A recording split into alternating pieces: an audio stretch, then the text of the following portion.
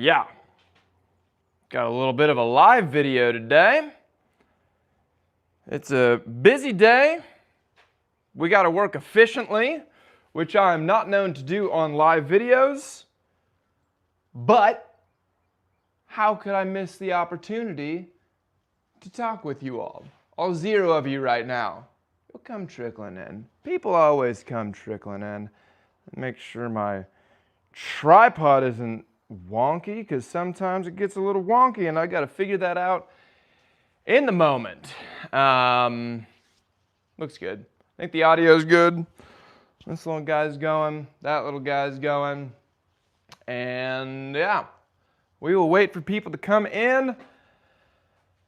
We got a big build that we unequivocally have to finish today, which those are always scary days when it's an unequivocal must do today. I think it's doable. We have a lot to do, but I think it's doable. It's a bit odd that literally 0 people are in so far. Typically by minute 1, somebody's popped in. I think I said public. Am I able to do anything to check that?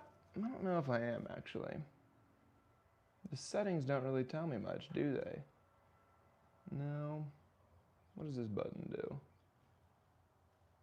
Well, I'll wait for a moment, and if no one comes in, then I suppose I know I've done something incorrect. I don't know how to tell if it's public. I'm sure it is. I'm sure it is. There's somebody. Yeah. Right on.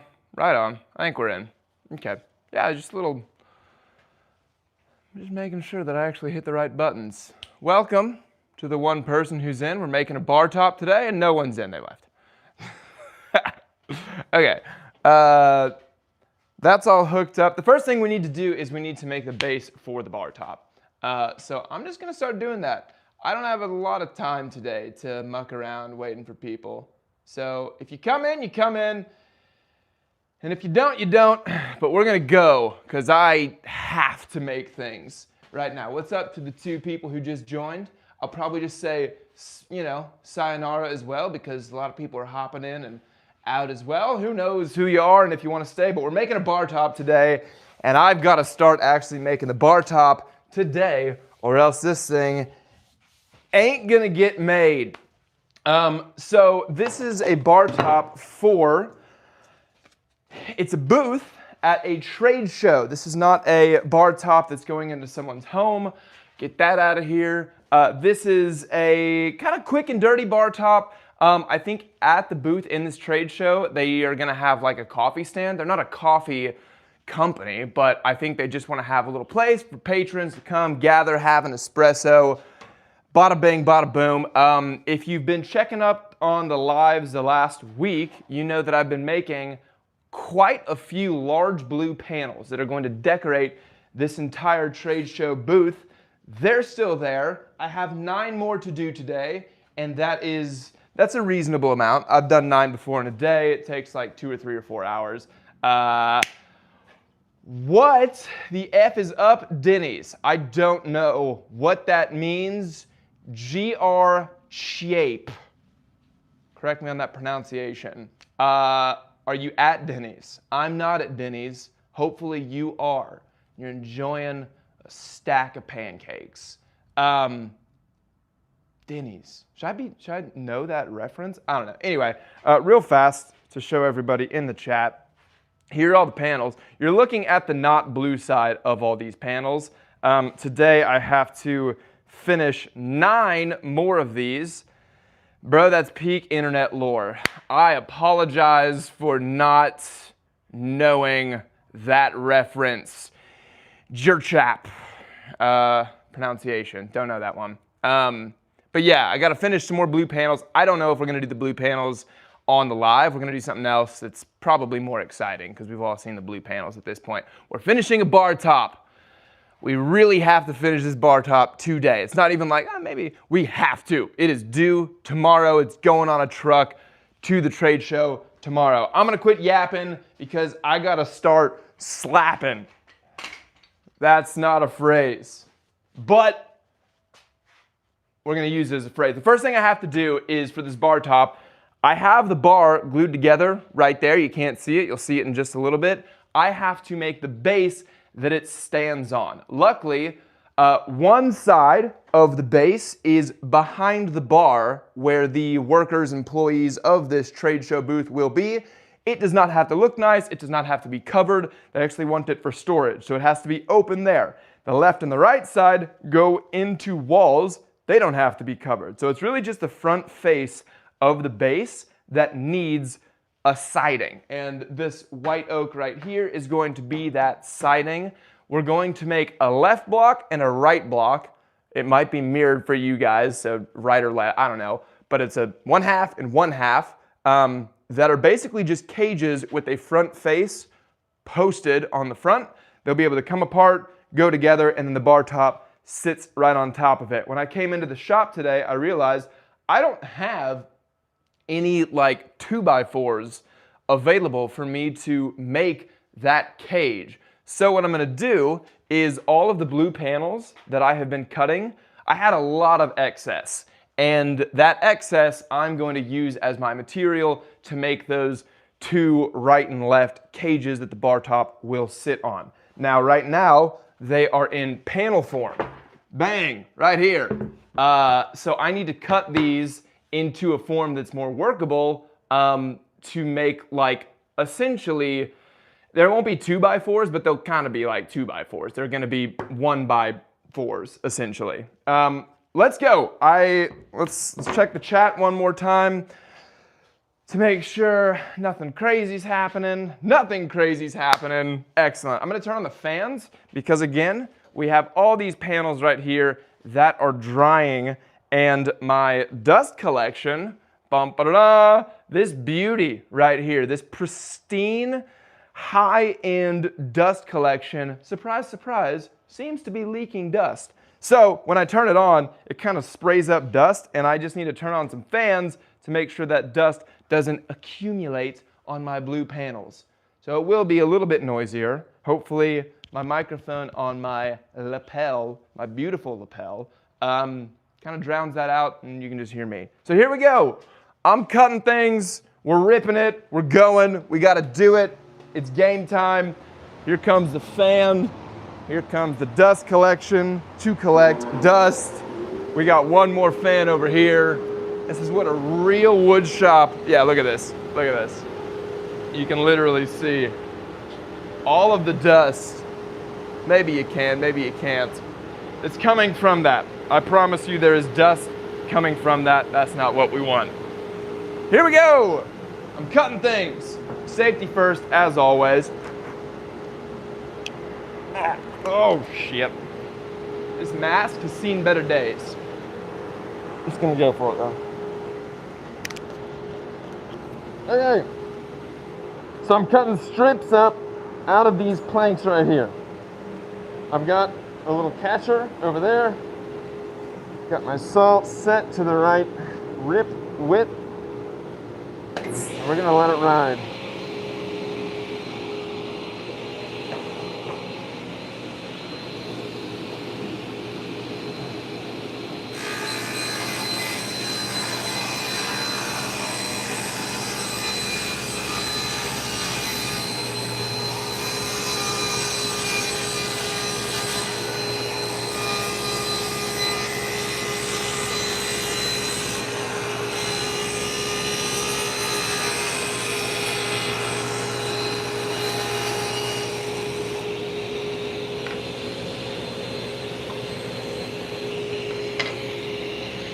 Yep, all right, there's one.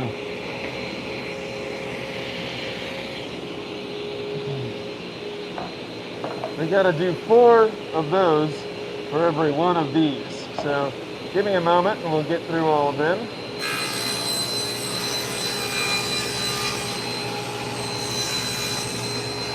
I'll get you a different view in just a second.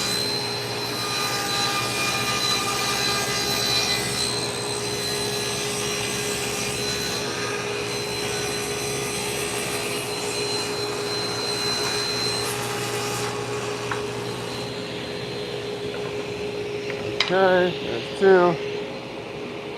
Let me get you a different view so you can see it just a little better. This guy seems like it is a little low. Maybe? That's good. Right. Come on over here. Woo! What's going on, Joe Mama? Voters in the chat. It is vote day here in America. I would be a voter in the chat, but I voted early because I hate lines. But yeah, voters. We're voting today. Can people see that a little better? Yeah, there we go.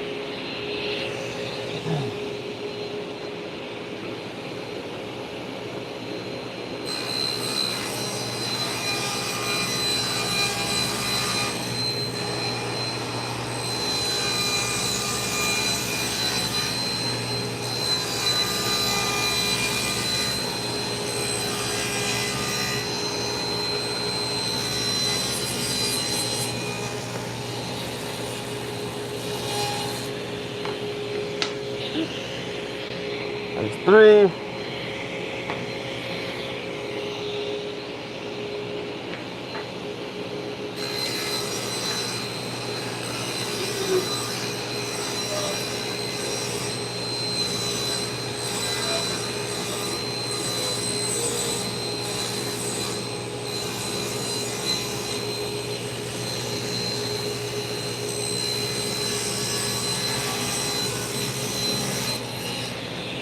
And there's four.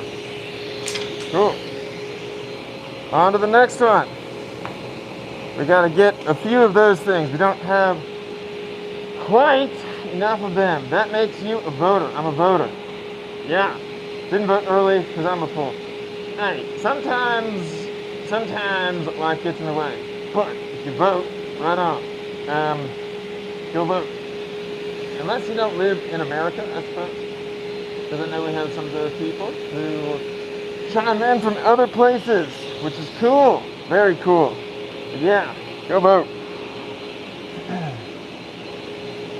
All right. I've done the calculation. We need 16 of those strips. So for a second here, I'm just going to cut up these strips. I'll try to do it efficiently, safely. No one will ever see these, so they don't need to look that pretty.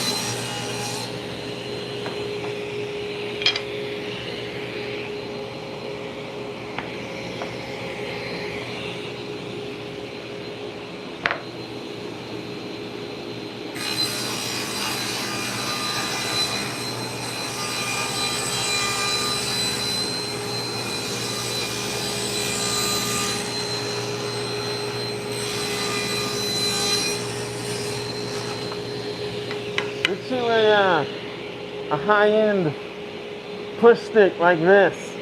It's actually kind of easy. It's zebra wood. See it? Pretty cool. Yeah.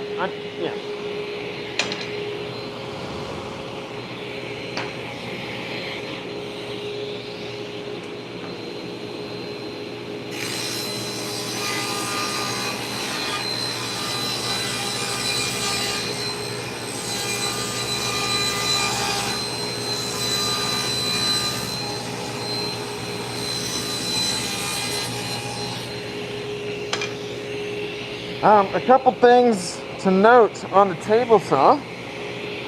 I can't pretend like I know every single safety consideration in the book. There are probably things that I do wrong. However, there are some things that I know that I do right, and I can teach you those, and that's better than doing none of them right. So first of all, I do want to make a little shout out here that I am using a soft stop table saw, which theoretically means if I were to ever touch the blade while it's going, it would stop and it would cause minimal damage to my finger. It is always checking the conductivity of the thing that it is cutting. Can you guys hear me if I'm yelling with the mask on and that's not actually actively cutting? Yeah, right? We got protection on today. We're working with a big enough tool to where, yes, cool. So, the soft stop is always checking for the conductivity of the material that it's cutting. So wood is not conductive. My finger and the little salty liquids, I think, that are on it, I think that's the main conductivity thing that that's looking out for. That is conductive. My finger is conductive. So if that blade ever senses something that's conductive, it smashes a break up into the blade and theoretically makes it to where the cut is very minimal. So first and foremost, if you're gonna do a lot of woodworking, it's kind of worth it. This is the tool in woodworking shops that unequivocally causes the most damage to the user.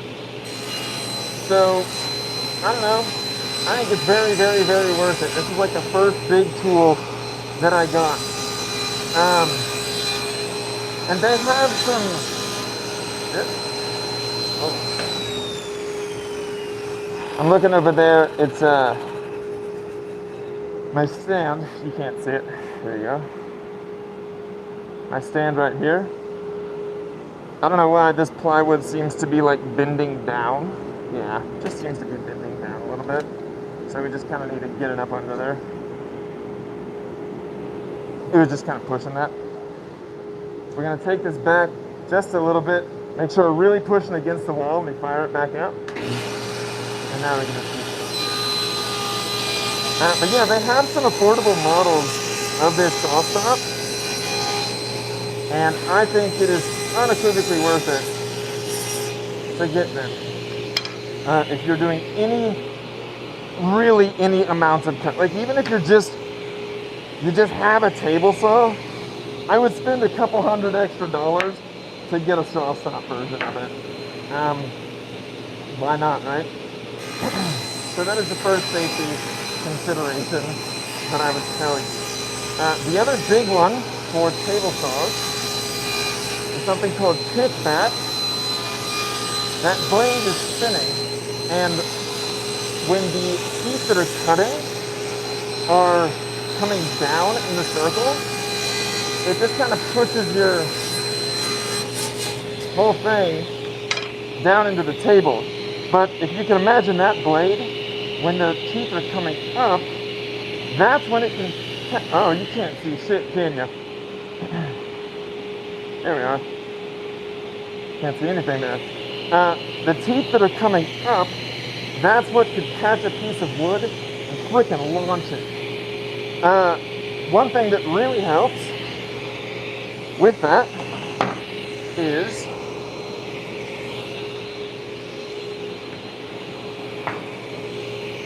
you can see it, this tiny little black thing right there. It's a little fin that basically just makes it to where the blades that are coming up, there's something over it that prevents the wood from hitting where those blades are coming up. What you also really want to make sure you do is you want to be pushing everything into the wall, the guide fence, as you are cutting it. So I'm looking right here as I'm pushing it. I'm not really checking the wood on the blade. I'm making sure the wood is on the fence. And when you can, I like to put some pressure on the other side. And then I start pushing with a push stick. And you want to make the cut finish it. You want to make sure that piece of wood goes all the way past the blade. Because it's kind of at the end of the cut when you don't have control of it. Again, I probably don't have perfect safety on a table saw. And part of the reason that I don't is because maybe I've gotten a little bit too, I don't know, cavalier about the fact that I have a soft stop. So the blade doesn't scare me as much as it would if I knew I didn't have a soft stop. You kind of want to make sure that you're acting as if that blade would not stop. And it's good to do that anyway, because if you set off the brake, it would take a long time to deal with anyway. You know what I'm talking about? Nightbot's ripping it. Dana, good to have you in the chat. How many was that? Was that 3? 1, 2, 3, 4, 5, 6, 7, 8, 9, 10, 11, 12. Guys, that was already 3. This is one more. Okay.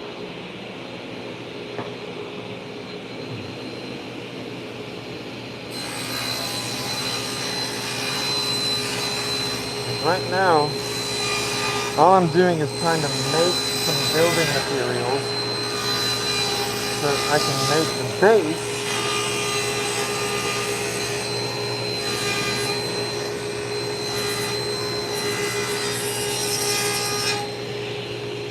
of my bar top. Because I got into the shop and realized that I did not have any 2x4s that I could spare. They're all being used to hold up all the panels. So I have to make my own 2x4s. None of this will be seen, by the way. This is all going to be behind other things.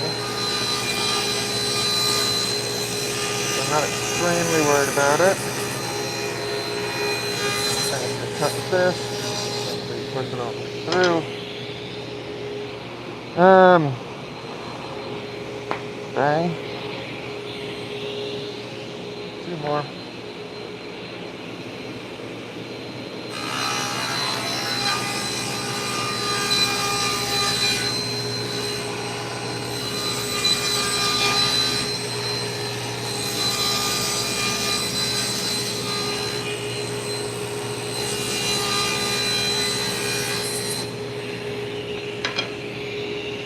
One more.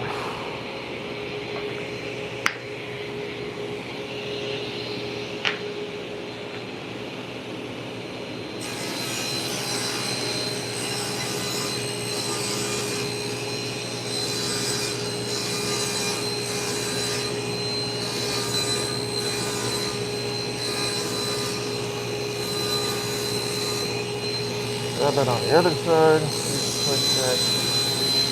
Watch how it pushes all the way past the blade. There we go. Turn that off. Cool. Okay. Awesome. Now, the thing is, we have... How we doing? Anything? No. All right, cool. We have all of these sticks now that we have to cut into specific lengths to make the base for our bar top. And there's 2 ways that we could cut those to length. One of them is doing essentially a cross cut on the table saw. The other one is using the miter saw, the one where you bring it down. I'm gonna keep staying on the table saw, mostly because the miter saw is gonna kick up a lot of dust, whereas the table saw is hooked up to my dust collection machine. So theoretically, it will make less dust. The way you do this is, how heavy is all that? That's not too bad. This fence, I'm gonna take it off. I don't need it. That's for making rip cuts, or essentially cuts to a certain width that are really long. And then we're gonna use this guy. I should have a better crosscut sled, and I used to actually that I made, but I don't know where it is. I might have thrown it away at some point. But this guy runs in these little tracks right here, just like that, and it pushes it into the blade. So that's how it works. I have my cheat sheet right here. That's the cheat sheet. So I know exactly, where is it, how many of what lengths I need right here. That's what we gotta do now. I don't need this. Oh, you know why this might be a little bit annoying? So with a nice crosscut sled, I don't see, I used to have one, I made one, but again, I might have thrown it away. With a nice crosscut sled, you actually have a piece of wood that travels directly into the blade. And so right where that blade goes through the piece of wood, you know exactly where the blade cuts, and then you can line up your piece of wood with that blade. That would be ideal This thing that I just put in there, what I'm pointing at here, that does not tell me exactly where the blade is going to go, so I kind of just have to look at it, and it's not as efficient doing it that way. But again, I don't really want to get the miter saw going because it's going to kick up quite a bit of dust. So we need to, let's move these guys down here so that we can kind of free up this whole thing. And then we are going to start methodically cutting all of these to length. Whoa, look out. Again, I have my cheat sheet. Oh, look at that. I got one right there. I have my cheat sheet. It tells me what lengths that I need to cut, and it tells me how many of them I need. I think it's 8 of everything. The first thing that I know that I need 47 1/4, and I need 12 3/4. And that can come from one of these planks if I play my cards correctly. So I'm gonna measure, let's see, 47 1/4 from this side. 47 1/4. Once I do one, I can use it as a template to trace the rest of them. They don't need to be perfect. 47 1/4. Awesome. And let me put this on. I'll get the other one in just a moment. Let me just cut 47 1/4.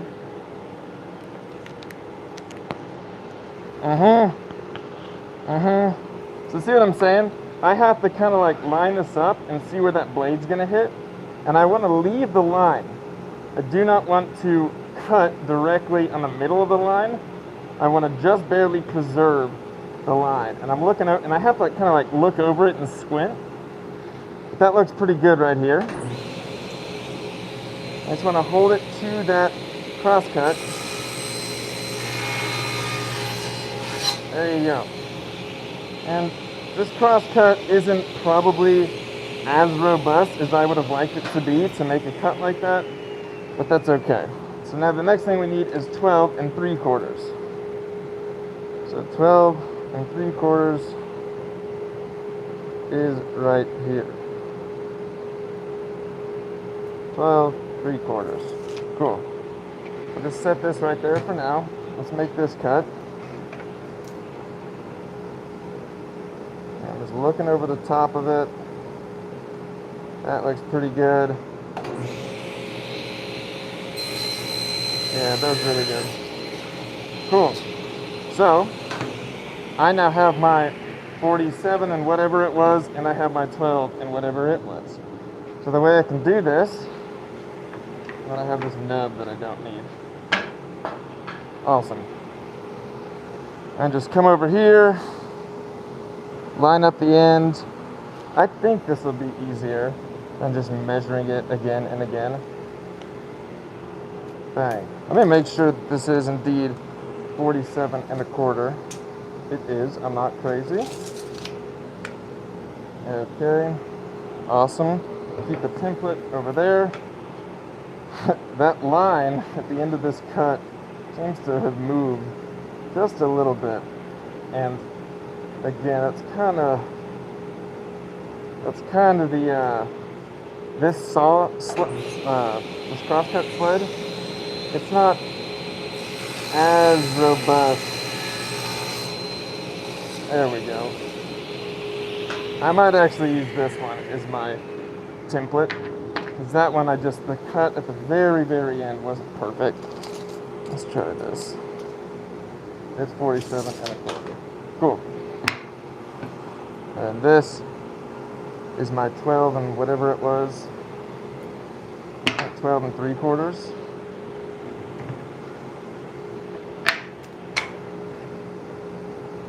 And another thing that I could do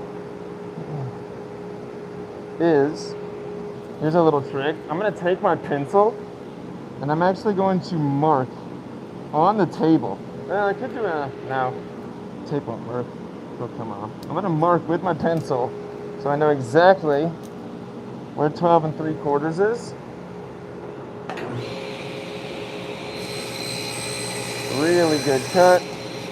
now, theoretically, I have my pencil mark right here, and I won't even need to measure the 12 3/4 again.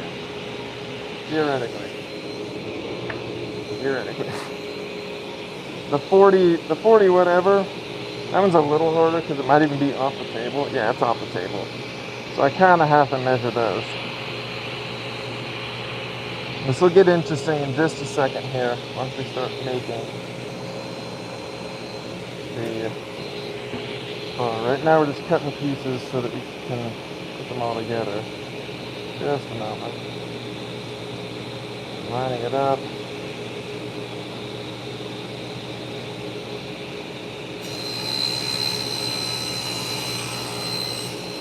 That one felt a little short, but that's okay.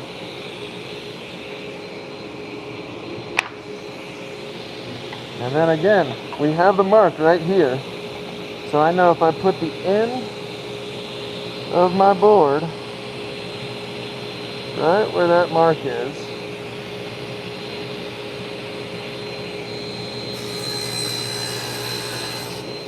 let's see how we did.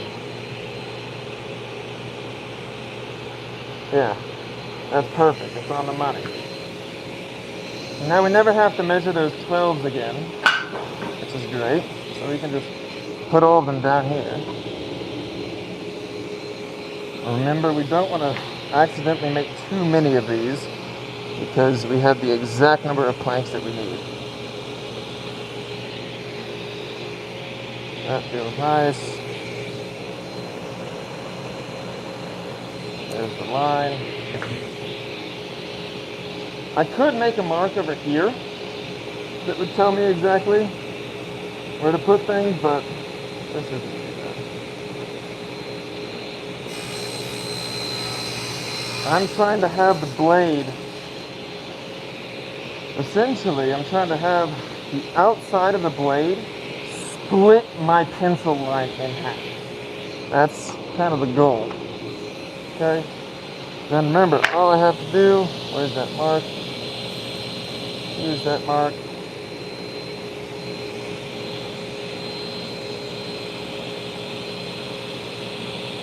Put it up to the mark. Cut it. And it is perfect with the others. Okay, we have 4. We need 8. Do that a couple more times.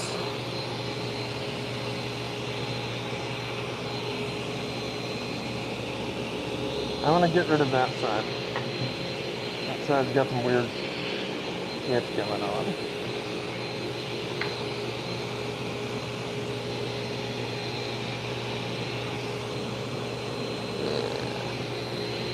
That goes right. I should have probably... Where's this guy? Don't do that, kids. Move pieces of wood once you've made the cut.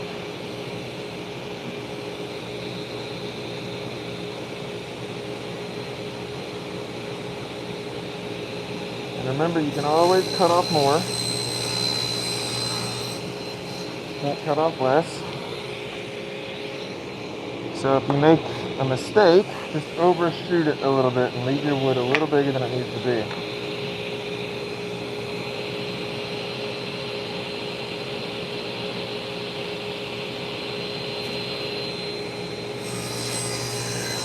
There's 5.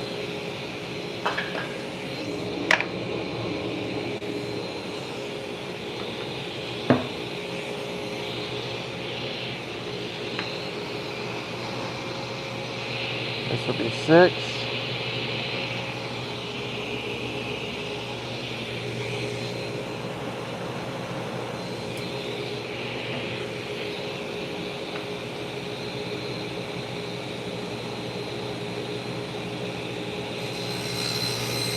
Nailed it.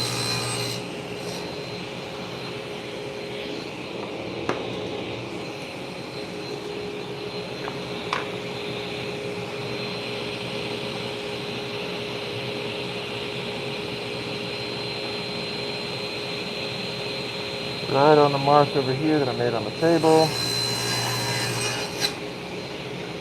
There's a little bit needed to cut. There's 6. 1, 2, 3, 4, 5, 6. 2 more. 2 more.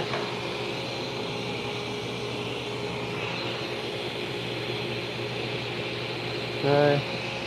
Those are nice and lined up. There's the mark.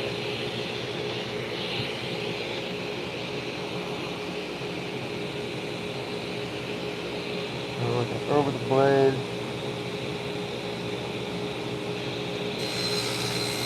Nailed it. Holy moly. Let's go. Alright. I believe that is 7. Is anyone counting besides me?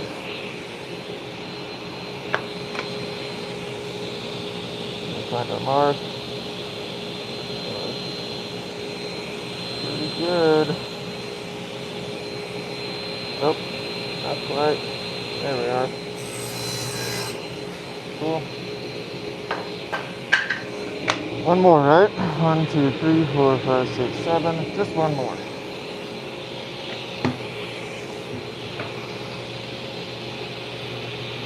Okay. Lining that up at the end.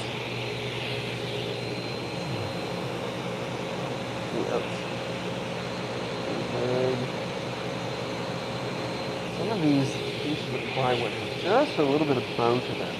It's kind of interesting. You always expect plywood to be really, really flat. Oh, that's perfect. Let's go. There's 8 of those. Now we need one more of these shorter pieces.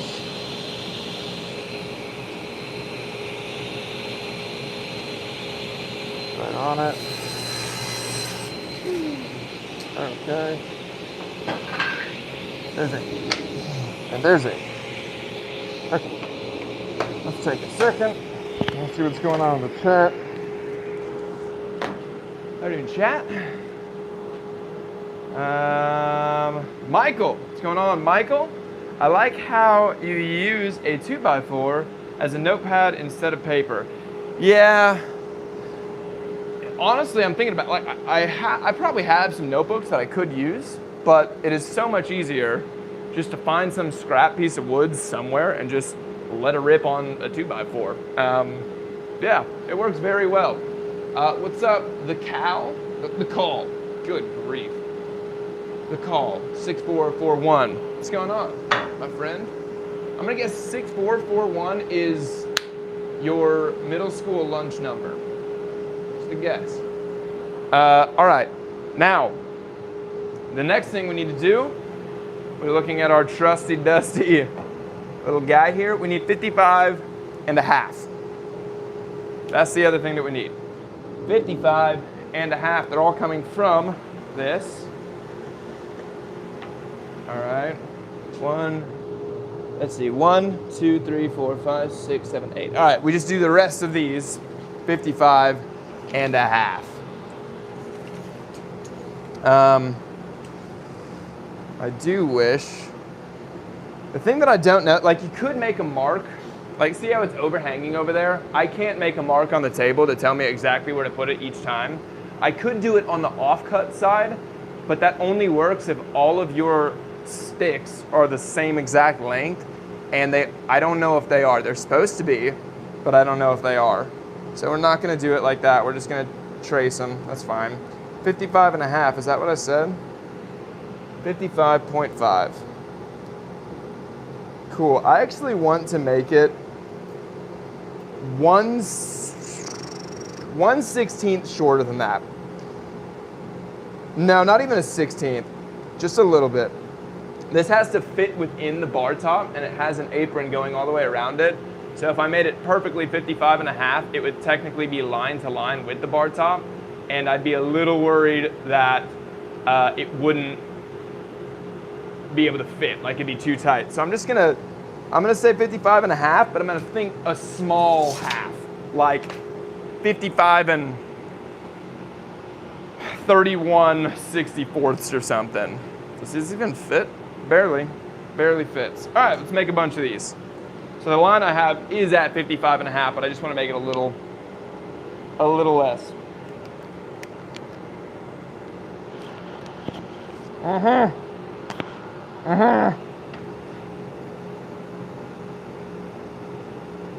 Just a little less. Cool. Let's see how. Yeah, that was pretty good. That was more like a 16th of an inch off, but whatever. Okay. This is the template piece. We need 8 of those. We have 1. We don't need this. Nope, we do need that. Let's not hit the blade with the. Was that one? Now with all these, I'm going to make them the exact same length that I made this one. So now we'll do it exact where we draw exactly where this thing was.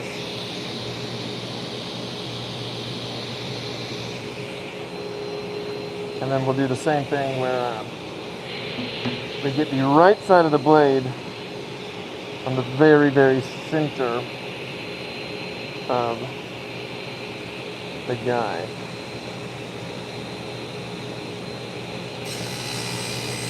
Yeah, beautiful. Okay. There's that. There's a 55 and a half.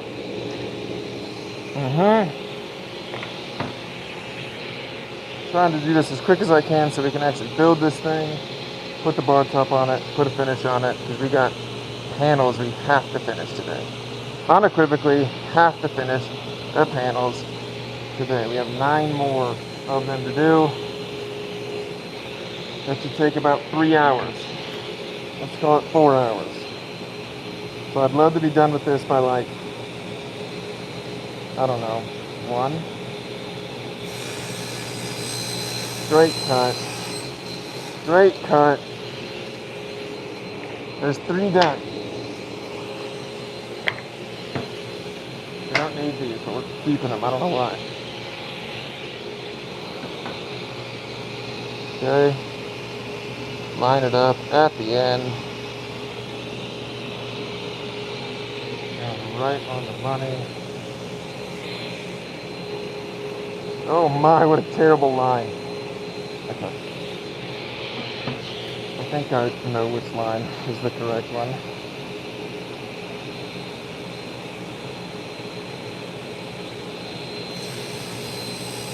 Yeah! Beautiful. 4. Let me change the view so you really see what I'm trying to see.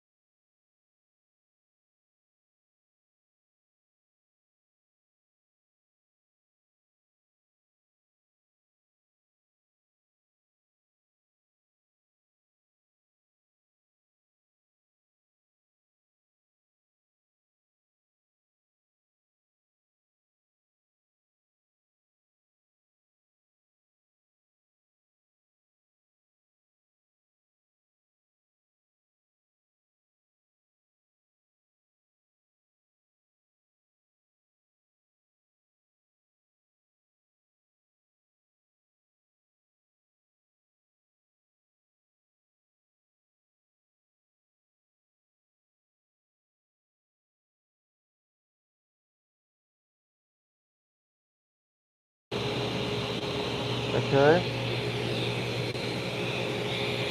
One more.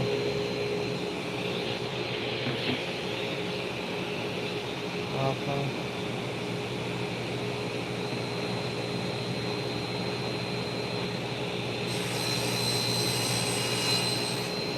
Right.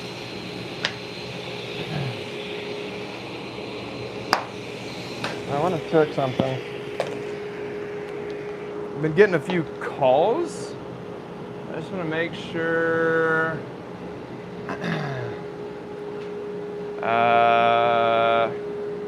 Right on. There's no audio. Okay. Audio's back. Right on. Okay. Right on. Be more efficient, dude. David probably should be. You know, and the thing is here, David, yes, I probably should be using a saw carriage. Is it back? Is the audio back? Everyone? Yeah, I could be more efficient. Here's the thing. That's not too many cuts that I'm trying to make for this exact piece right now. And I felt that it was probably quicker for me to just go ahead and do 8 kind of a laborious way rather than making something to then do it really quickly. Perfect. Sorry about the audio, everybody. If I were making a lot of these cuts, or if I had more time to do something like this, yeah, I probably should be making a something to make things more efficient. Walker, I assume that was maybe what you were shouting me out for just a second ago. I don't know. Yeah, I got a couple calls, and I think that might have been. What's going on, Corey? Good to see you. That might. Oh yeah. Okay. A lot of audio stuff. Cool. Right on. Good stuff. Great. We were able to go on to the next thing because I've done 8 of those, 8 of those, 8 of those. Great. We're going to start making this, and it's actually going to look better, and you'll be able to kind of see what's going on. So, where do we want to do this? That's the question. Because over here is pretty tight. So why don't I just make this right here? I'll clear out some stuff, and we'll make it right here. How annoying are the fans for the audio? That's a question for the chat. Are the fans annoying? Like, can you hear them just kind of droning in the background, or is it okay? Because the fans are helping to not get sawdust on these panels. They're all dry, but I just don't want to get sawdust on them. Questions about the fans? Nice shot. Appreciate it, David. Fans are fine. Excellent. All right. Thank you for the comments about the shop, David. I love my little Outerwood shop here. It's been a home for me for a few years now. I don't quite know how long I will continue to be in the shop because I'm renting it from someone, and they may or may not want their space back. You can hardly hear the fans. Excellent. Gosh, DJI microphones, they're good stuff. We might have an affiliate code for them. They reached out on some agency a while ago. It was a robot that reached out, but I think we said yes, we'll do an affiliate link for them. So I don't know if it's in the description. Anyway, doesn't matter. These microphones are really good. I've been super happy with them. We are going to now make the actual base that the bar top is going to sit on. It's going to start coming together, and in a second, when we actually do the bar top, it's going to really come together, which will be fun to see. But you see how we kind of had to make the building materials first? And I have a very specific scheme that I need to use to put these together so that they actually fit and work. Let's see if I can do that. I also need some screws that I don't currently have in my hands. So I'm gonna put you like there, and let me go find these screws that I want to use. How are these? 2 3/4. That's way too long. If you're wondering how I decide what screws that I want to use, truth be told, I'm just looking to see what I have right now. I know that I have some cabinet making screws, 1.5 inches. That's pretty good. Then we have 2.5 inches. That's also pretty good. Both of these require, what kind of driving bits do you require? I know I've seen them around. One's a gold one and one's a red one. Hello, gold/red bits. You have to look in the weirdest places because you see it one time and you're like, oh, I need to remember that.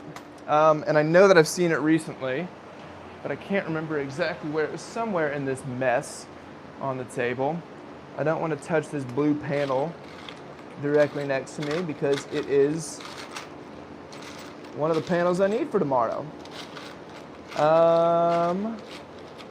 Hey, Chief. Where's my little red bit? Shoot. We're just gonna dump this thing out and make an even bigger mess.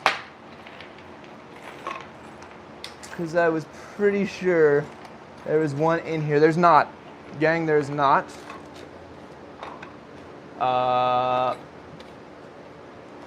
Hold on.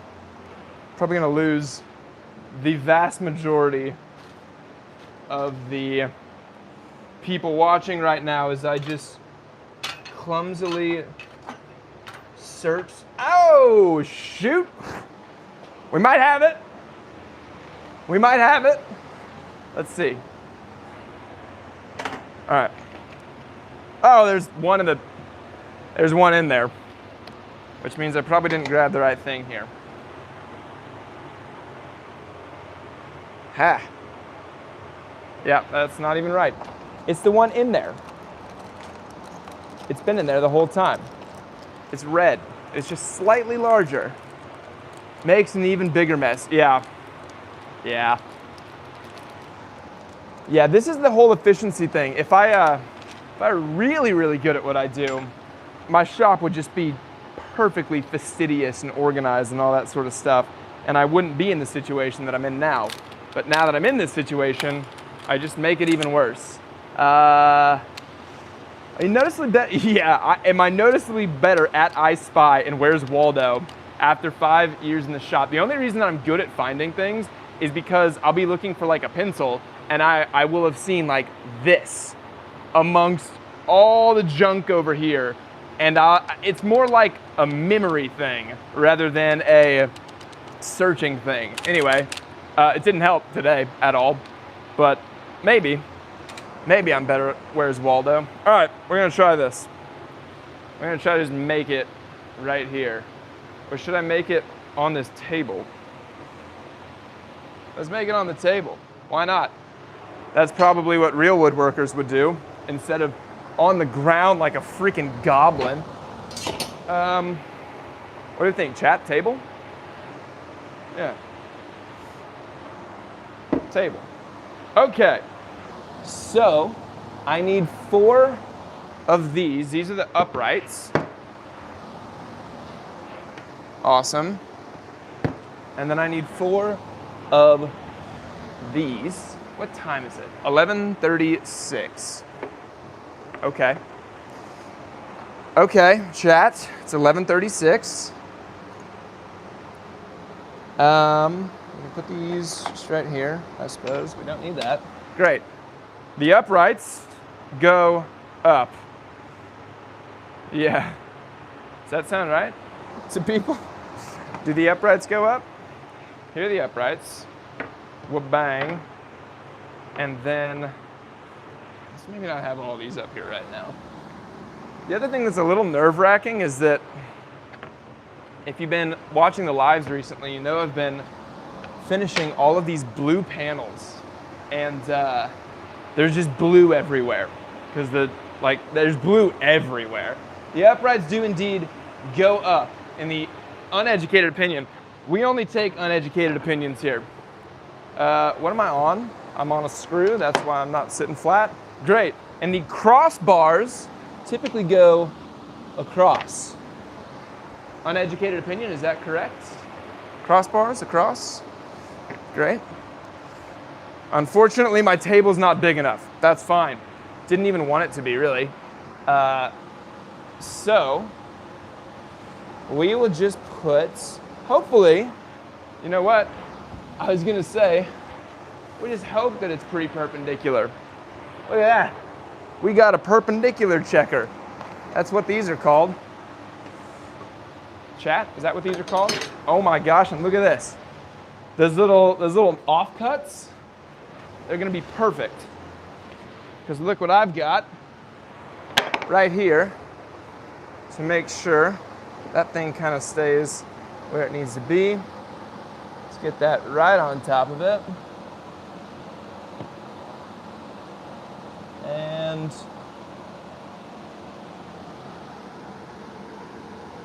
trying to line up the corners here.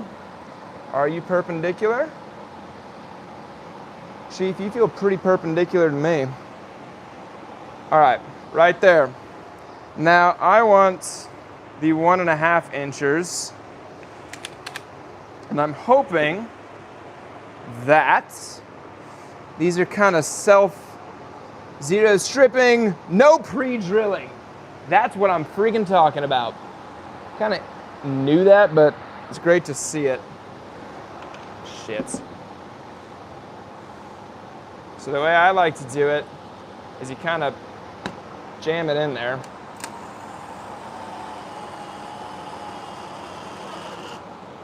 Cool.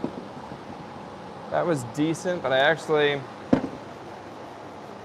you know what I'm gonna do? That's not gonna cut it. It's not good. I want this guy, I want to drill from the other side, essentially. You'll see why in just a little bit, but I want to drill from the other side. So I want this guy on top. What the hell is going on here? We might need another little dude. Yeah, we're gonna need another dude. Goodness. We need one more spacer, chat. Ah. All right. And no one's ever seeing this part of the build, so don't worry. If you're like, holy smokes, this dude's terrible at what he does. You could still think that, but it's probably for different reasons than what you're actually thinking right now. Why isn't that sitting flat? Surely. Yeah. All right. Are we perpendicular? Chat. Check for perpendicular. No. No, we're not.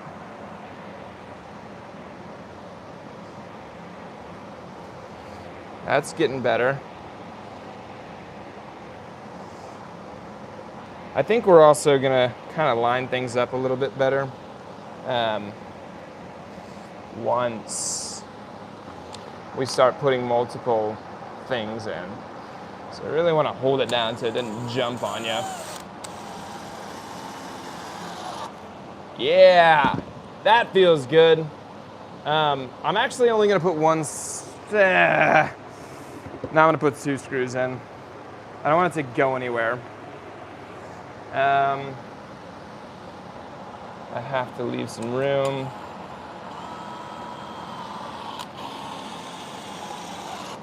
Woo! Okay, perfect.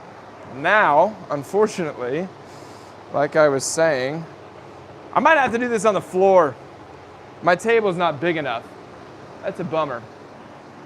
That's a real bummer. I almost look like a real woodworker there doing things on a table. And now I'm going back to the floor where I belong. That's where I belong. I think I'm gonna have some space issues anyway down here. Okay. That feels solid. Great. Awesome. Yeah, I'm gonna have space issues.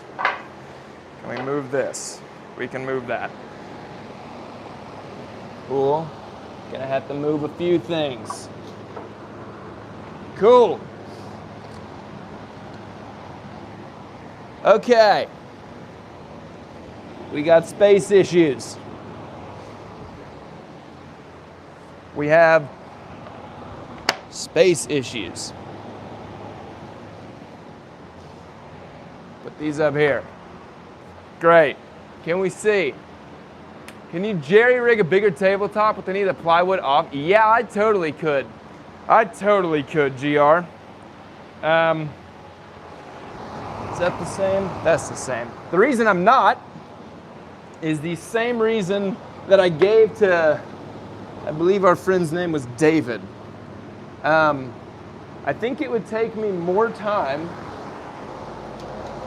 to make a bigger tabletop than it would just to make this on the floor. I'm very much, yeah, it's not pretty sometimes, but you know. All right, we got to put this over here to space it so it's sitting on the same plane, and then we need the perpendicular block. Okay, let's get that near where we need it to be. It is near where we need it to be. Cool. Can we see what I'm doing? Not really. Okay. You're a floor boy. I'm a floor boy. All right. Little rat. That's what I am. One day, I'll be a good enough woodworker to make a table that I can use to be a better woodworker. Do you believe it? I've been doing this 5 years and I've never made a table. That's a joke for anybody who is just tuning in. I've made at least 2 tables. Where's my stuff? Here's my stuff. I'm just gonna step on this. Don't move. I don't think that moved.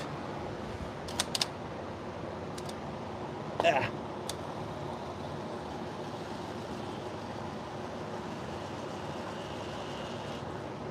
Cool. Feels pretty good.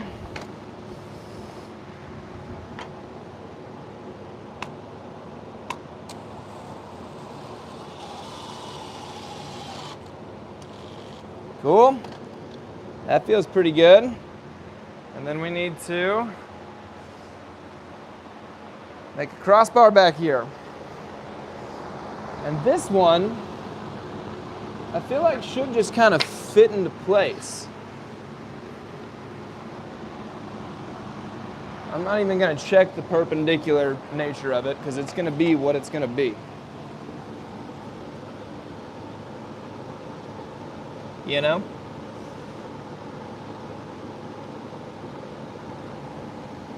I feel like once all the sides kind of line up, it'll do its thing.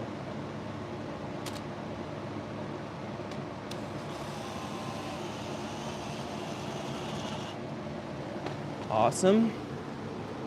What do we think, Chad? Is this going to be strong enough to hold up what it needs to hold up?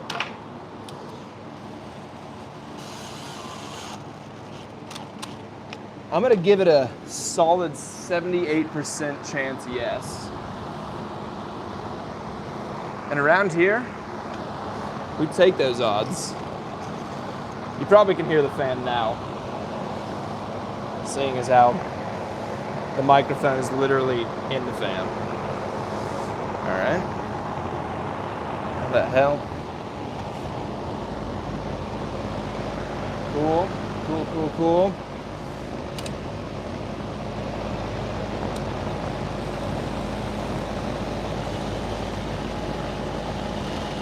Yep.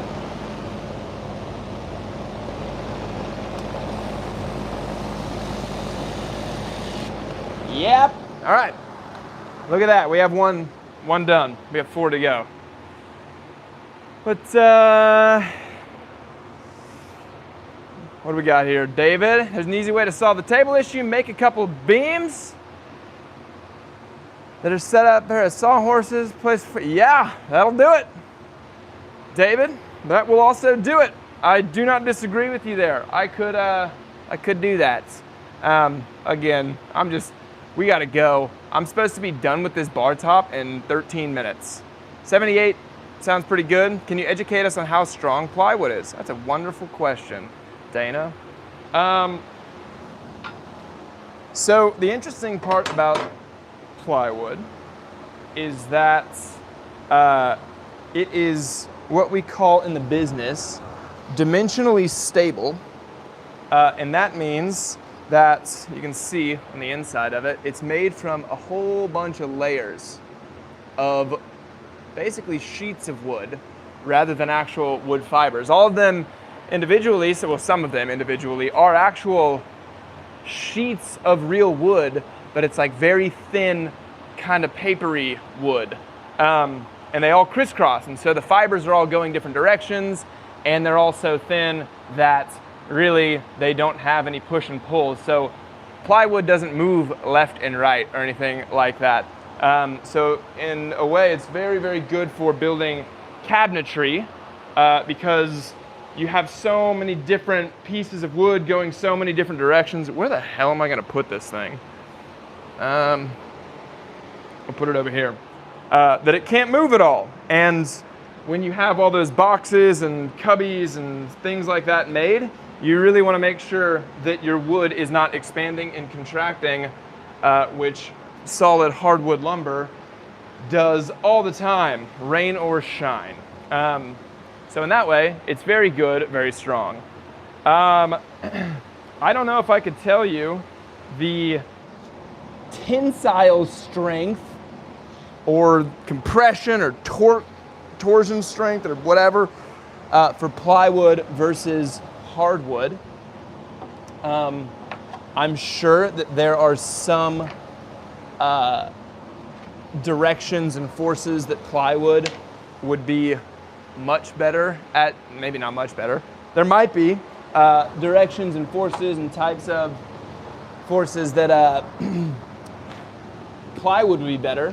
And then my guess is that generally speaking, hardwood is going to be stronger in pretty much every test. It is my gut feeling.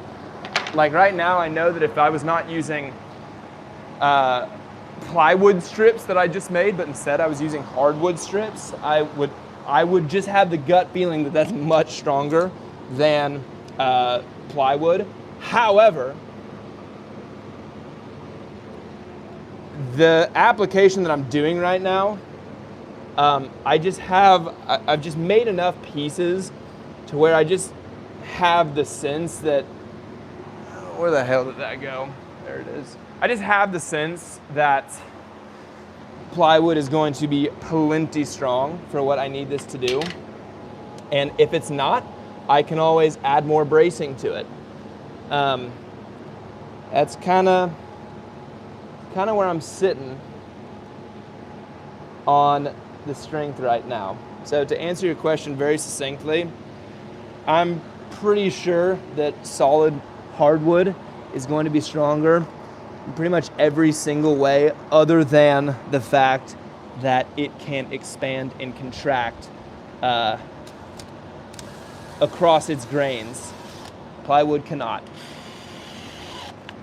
And there's no reason why the thing that I'm making right now needs that feature. This is just what I had to build this piece with. Does that answer your question, Dana Brandflake?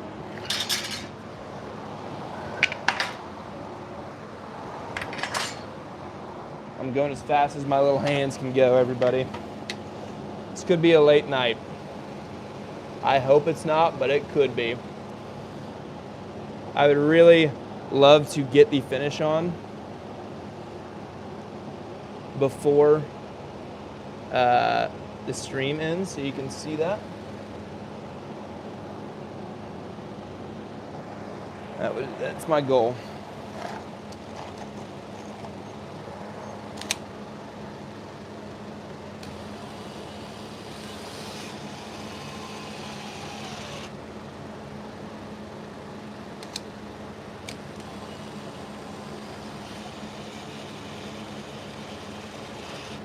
cool. And this guy back here.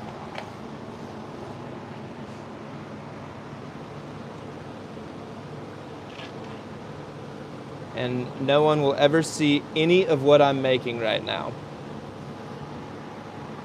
So that's why I'm not really too concerned about its aesthetics. Ow.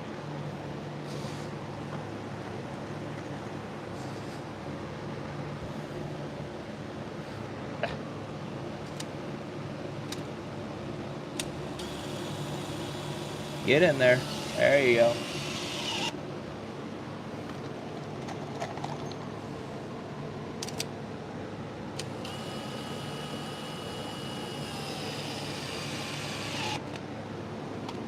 Cool. One more joint on this one.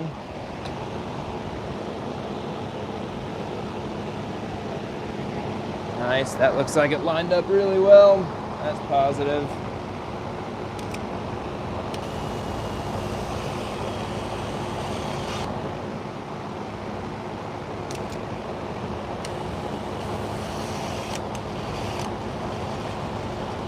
Okay, that's two.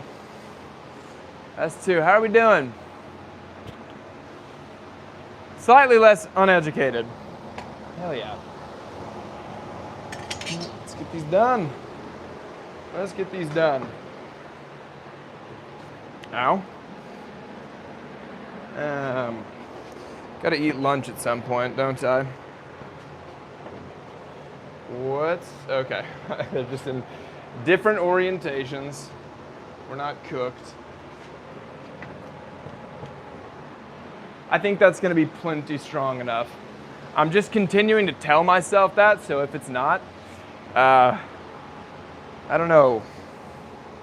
Did I do that right? Yeah, it looks like I did that right.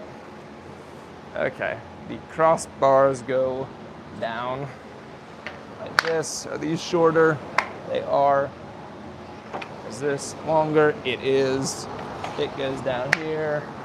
These go right there, right there. This guy. He is. There's my perpendicular block. We're rolling, gang. I'm trying. I'm trying to go as fast as my little hands can go. My tiny little hands.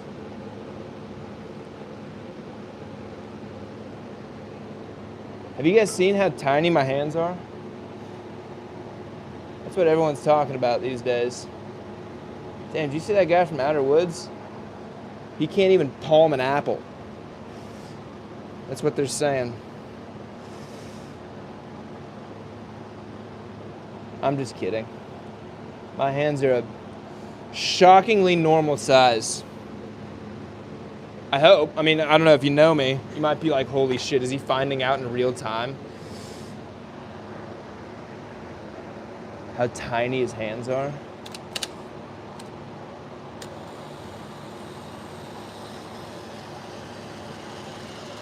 Yep, that's a good one.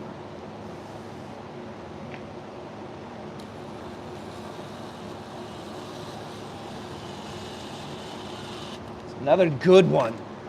Two good ones. Small hands, big heart. I'm actually, you know, small enough hands to be the president. Is that actually true?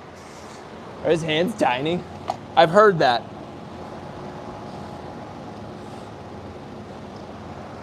Where's my thing? Here it is.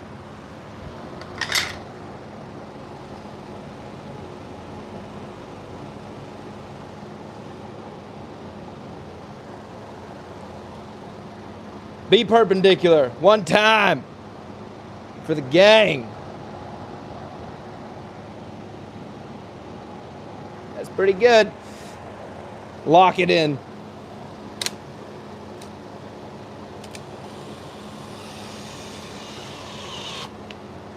Locked in. That's great.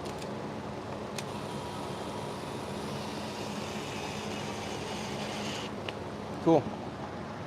Don't need the perpendicular blocks down here. This thing just kind of sorts itself out, it feels like.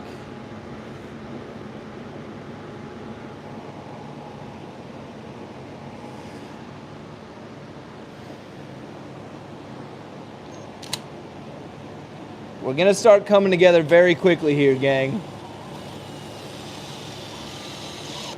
I promise. Oh, that was a great one too.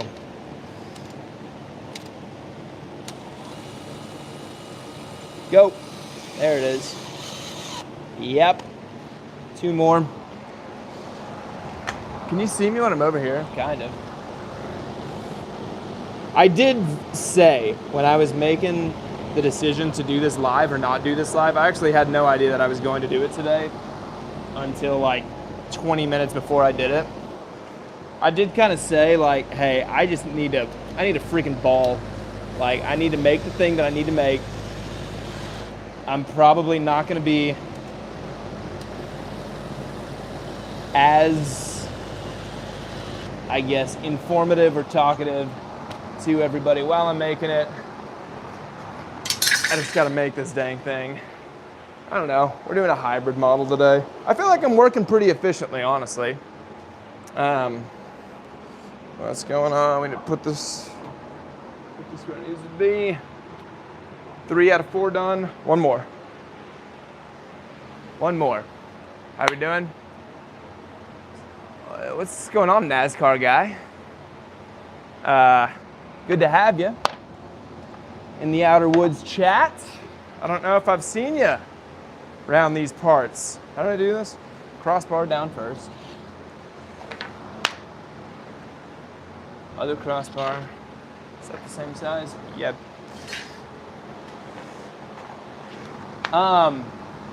Hey, NASCAR guy, your boy, me, has taken an interest in Formula One as of very recently, like the last, like 4 days. Backstory here for everybody. My Netflix account is kind of at the whim of, I guess, the software checks that make sure that there aren't too many people logged into one account. And it's like 50% of the time, my Netflix will enable me to get on and watch things. The other 50% of the time, it's like, hey, you're logged in too many places. But recently, we've had a higher success rate. Anyway, what I'm trying to say here is that when I get onto Netflix in those rare occasions, I kind of have to make a snap decision about what I want to watch. And the F1 Drive to Survive documentary series popped up. And it was a bold move for me to go with that one because there's like 8 seasons and so many episodes. Right on, first time joining. Welcome. Anyway, started watching the F1 documentary series and it was super interesting. I don't know if I'll be able to continue based on what Netflix allows me to get on or not get on. But anyway, it's super interesting. Some friends have kind of showed me a little bit of the ropes of like all the meta and like the strategy and the technique and the engineering and all that stuff. It's fascinating. The show doesn't get really into all that much stuff. That the show kind of operates more as like a reality TV show about all the drivers and the teams. Ow. But anyway, F1 starts this weekend, does it not? Jeez.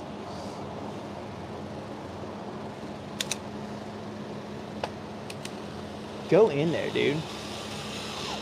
And so NASCAR guy, I just thought I'd ask you because at least in my head, NASCAR and F1 are somewhat adjacent.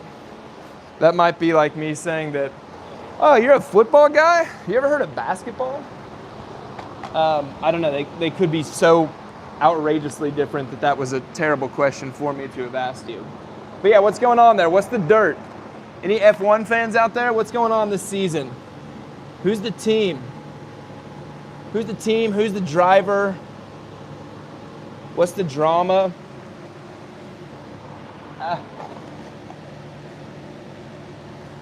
Good grief. Ow.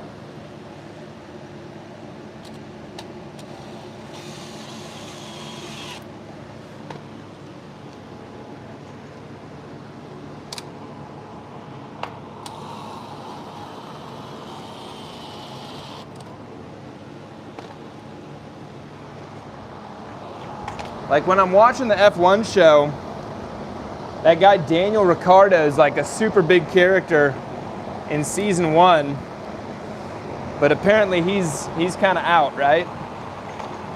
He's not a big dog anymore.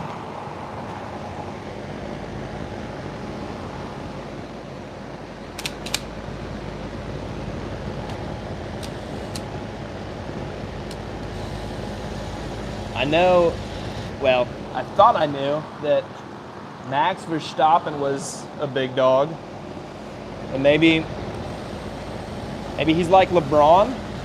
Is he kind of in the twilight of his career? Then in there a dude named Hamilton or something? What do we got? What do we got? What do we got? Surprised you haven't watched it already. New season just dropped. Cool. Is it? What's going on in the season? We have all of them done. Now we got to do the next thing, which I'm not positive how we are going to do yet. We have to put these together into a box.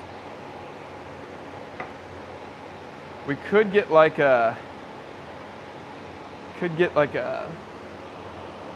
cinder block or something to kind of help them out. We don't really need that. It's not going to be very wide. You're going to be like, that's it, and that is it.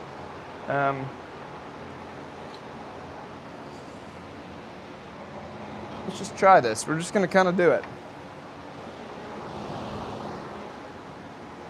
Okay. Are we done?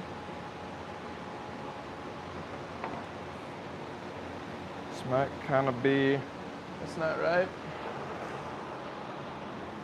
That's right. All right. Cool. That's a tall... The dude said 48 inches, and when he said that, I was like, I don't know about that, Chief. Oh, what the hell? Damn it. That's annoying. Ah. The 1.5 inch long screws are just kind of poking through. That's so annoying. That is what it is. We'll fix it. We'll fix it in post. How the hell am I gonna do this? Okay, just gonna keep that right here. That's not even gonna freaking do. We need 2.5 inch long. Don't fall. Ah, please. Okay.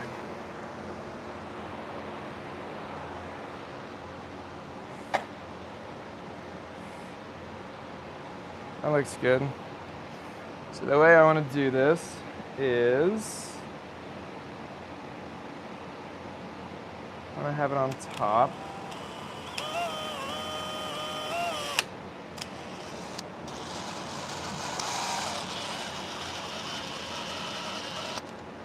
Okay, that's decent enough. These don't really need to be perfect in terms of right to left at all, or even in terms of like top to bottom. They just kind of need to be in there. Can you see what I'm doing? Kind of. I'll get a better camera view in just a second.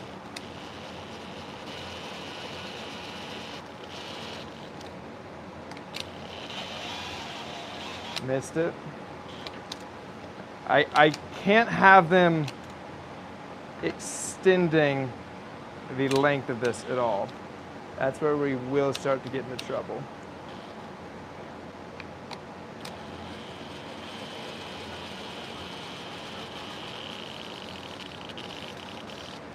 That's pretty good.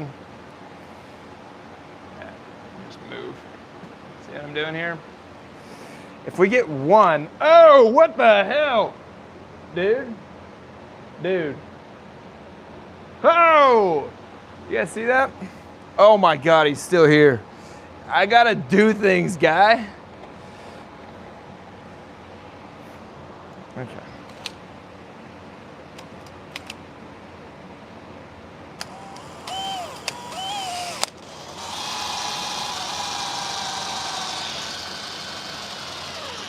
Yeah! All right. Now we take the screws, we go to the other side.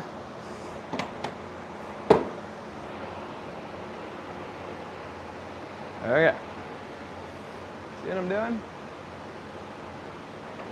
It's not the prettiest, I will admit. It's gonna work though.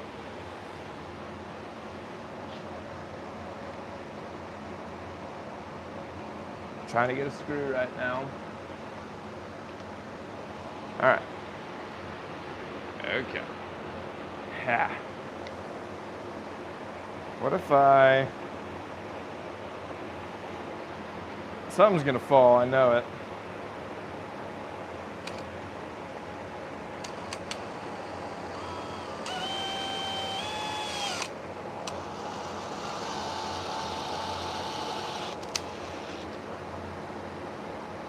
Once I get one in there, I think we're gonna be off to the races. But getting one in there is proving to be a little difficult.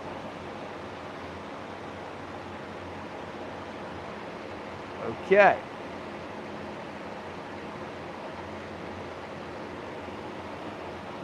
Get on. All right, that's good enough.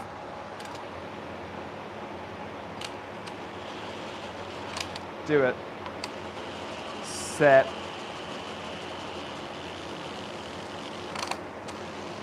Yep. Come on.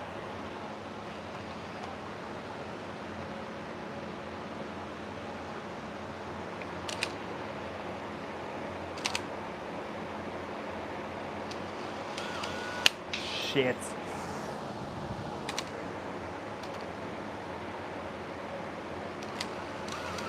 No. Dude, go in there. Oh my gosh. Go in there.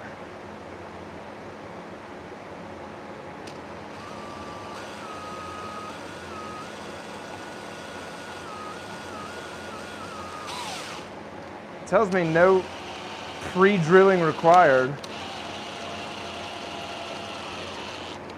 Okay. We're in. That needs to be 16.5 inches. Well, actually, no, it needs to be 15 3/4. That is so unbelievably right on the money. 15 3/4. I'm a professional. All right. Every time I say ow, I'm interested to see what happened. Yeah, I'll tell us if I cut off a finger. It'll be a bigger deal. Typically, if I'm not that animated about it, that's when it's kind of serious. That's a good litmus test.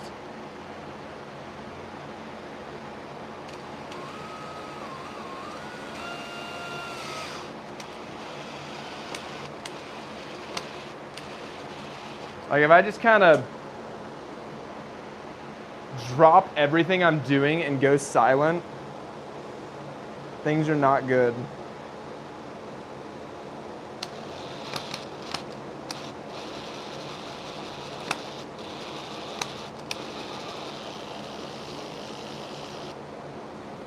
Yeah.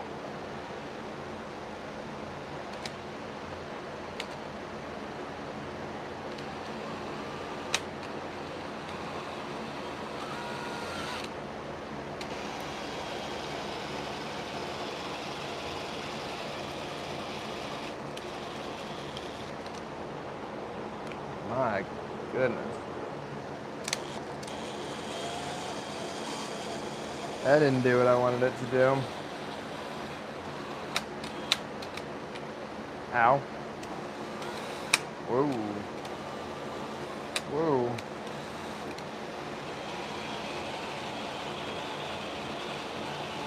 That's better. Yeah, sometimes what can happen is if you try to screw into the end of a piece of plywood, you can kind of like delaminate everything. That's what was just happening. So I had to go re-drill the hole. That is such a tall bar top. I hope that they thought about that.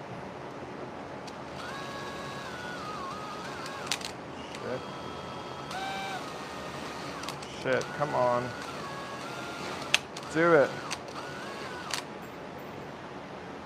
It's so hard to get these screws started.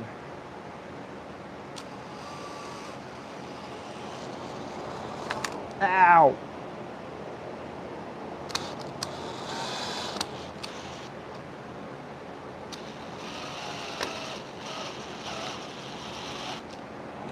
That did not sound good.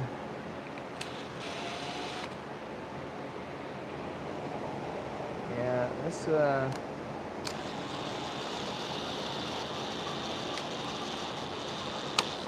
this particular, oh shit. No. Ah! God, that was hot. Ow.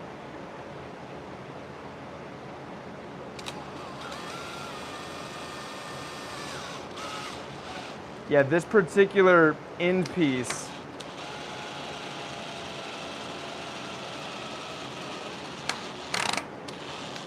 seems to really be like delaminating, which is, it's not great, but it's gonna be fine.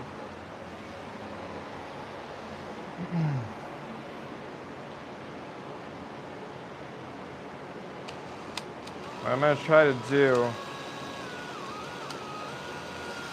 is get a screw that's kind of like not going directly horizontally into it, but instead get a screw that's honestly like going diagonal through some of the plies. That actually seemed to work okay. All right, now I just need to do them on the bottom real fast. I like the way the DeWalt drill sounds like T-Pain. I don't know if I hear it, but now that you say that, let me think about it. I'm gonna flip this over actually and not do it on the ground. Yeah, right here, you just feel the nubs, which is a real freaking bummer. I'm gonna have to deal with that. It is what it is. Oh man, I'm behind. I'm so behind right now.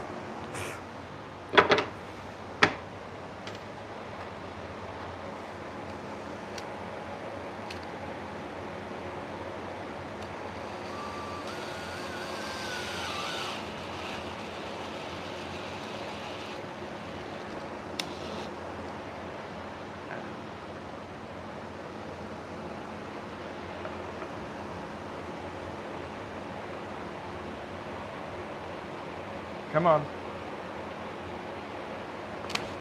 There you go.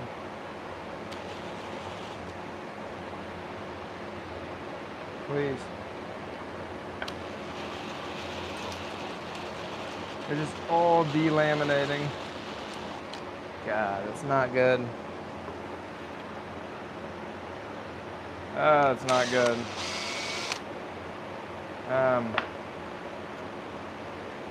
Shoot. Maybe I do need to drill some pilot holes. Oh, it's gonna take so long.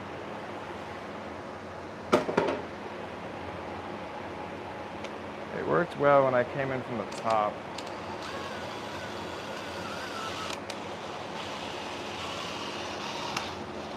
Just kind of angled it just slightly. All right, sir, please. Just don't delaminate on me this time.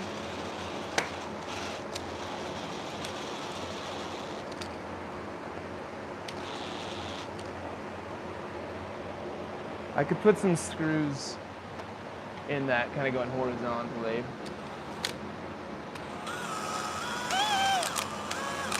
Is that what you're talking about? G-arch shape? What the hell are you? That's not a 2.5-inch screw.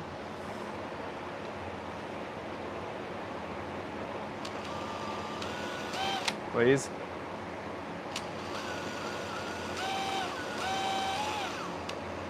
You can't push into it.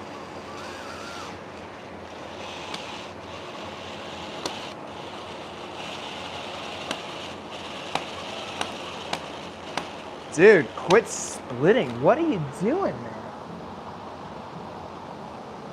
Why are you splitting so much? I hate that.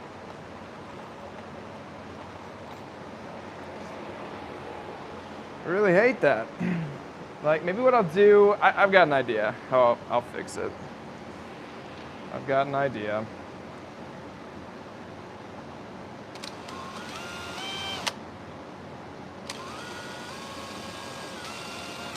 You see what I'm doing? No, hold on.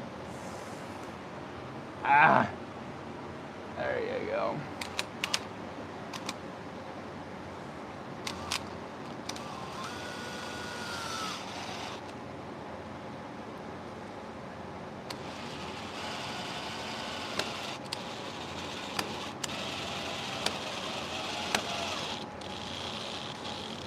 Here's what I'm gonna do. It's less stable than I wanted it to be. But there is another piece that'll go on that'll make it better.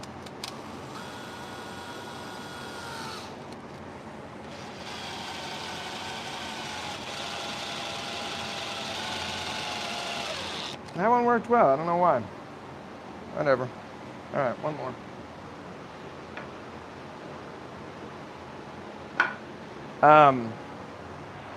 Yeah, all of these need a nice clean front panel on them, and that will help a little bit on the whole wiggly kind of nature of this thing. But they wanted it to be lightweight.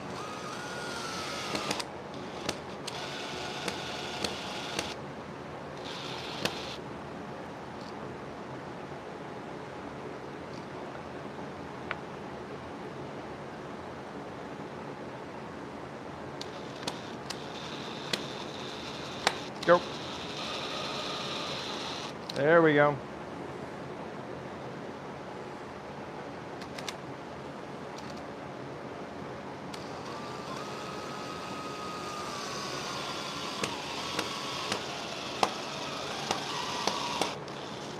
All right, that's decent. It's a little wiggly.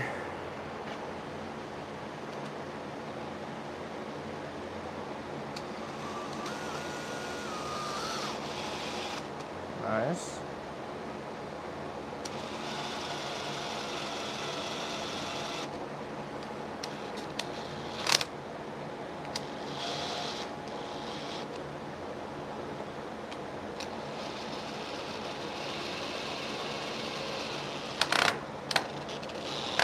No, don't you dare strip.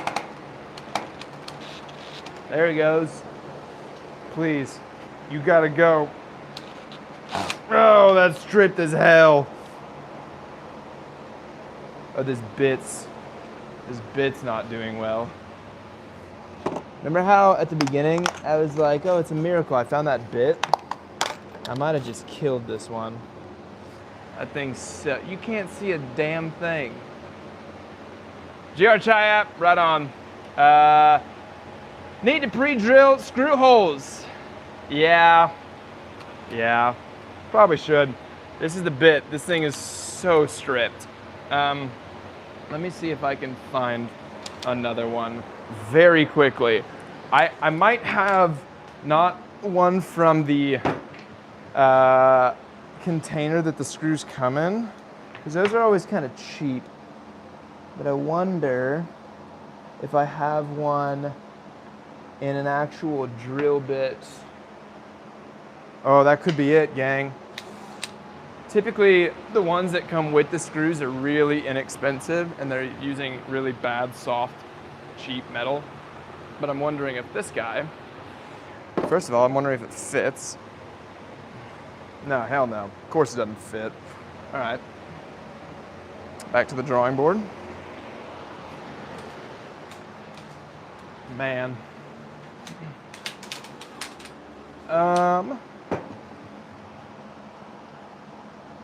Yeah, it's a hex, dude. And maybe in another one of the screw boxes that these came with, I can find one. That's a gold one. The gold ones aren't quite right. That is another gold one, not quite right.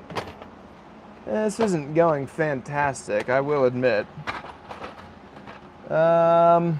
Here's the right box. Is there a red one in here? Of course there's no red one in here. Oh man. Oh, I found it. The one that I was even looking for earlier. That's what I'm talking about. I told you I'd find it. That's it. That's it. 12:24. Oh my gosh. We're running very behind. We're running very, very behind. That's not a 2.5-inch screw. Why are you in the 2.5-inch screw box?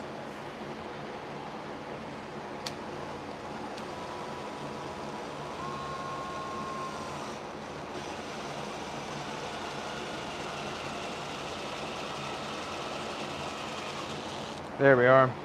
Okay, cool. So this thing is okay. It's not great, but it's okay.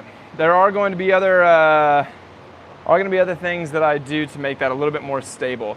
Granted, need to pre-drill screw holes. Technically, this one says that it doesn't. No pre-drilling required. But that is probably not the case drilling into the end of plywood because it is splitting some of the time. So yes, pre-drilling would be really good. What do I think about Ryobi?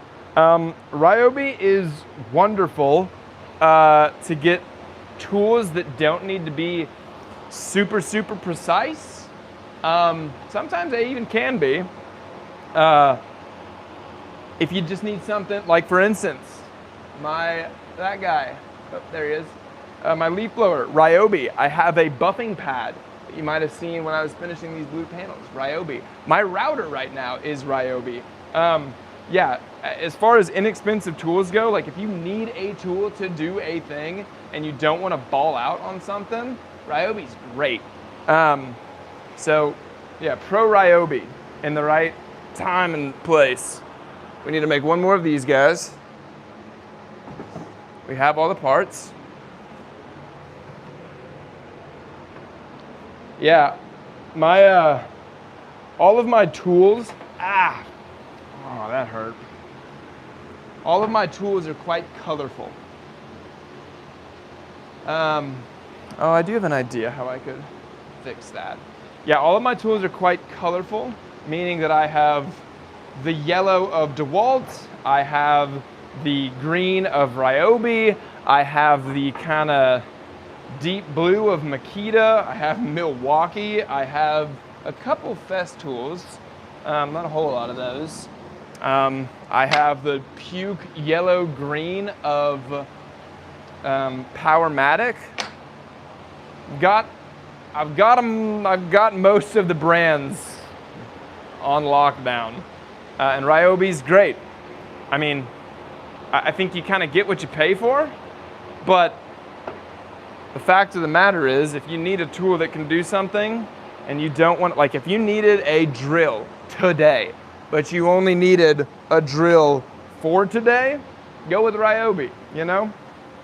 Okay, how did I do this the first time? I think I moved this right there.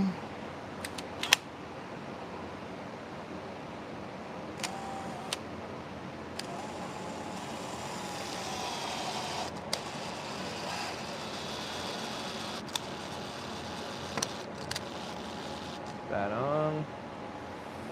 Trying to make that kind of angled down. I don't know how well I did.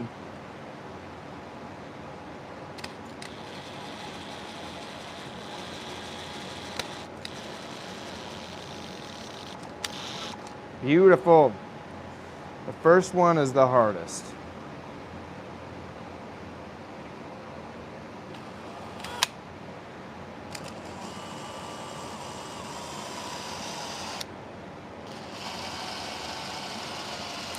Oh boy.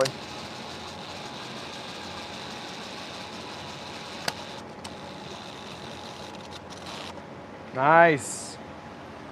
It's the hardest. So once you get it set, then the whole thing doesn't want to fall over. Actually, the second one's kind of hard too. Not gonna lie. How do I want to do this? Not like that.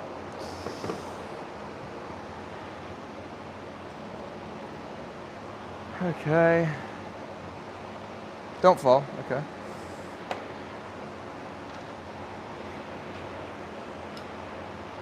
Just get you in here. Having all the brands is cool. Then you have an opinion on each. Yeah, totally. That is. I even have a Rigid, which is like the Home Depot kind of in-house brand.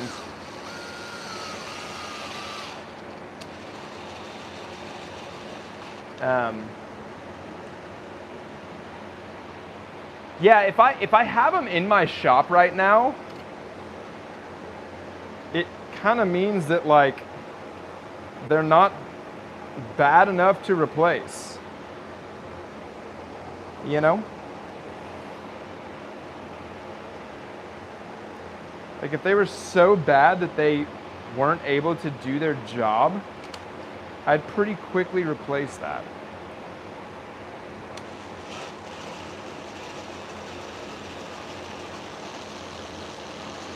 Ah, shit.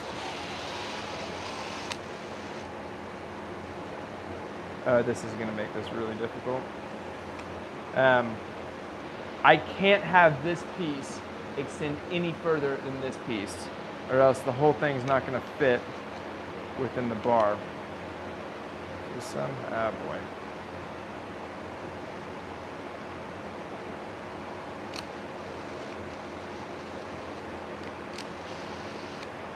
Okay. Problem is the hole is where it is now in this guy. And so every time I keep trying to drill this one back in, it's just realigning with the same hole that's not correct. So we gotta set it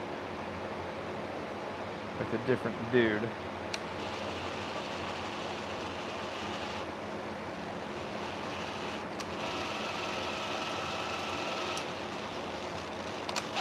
We're in.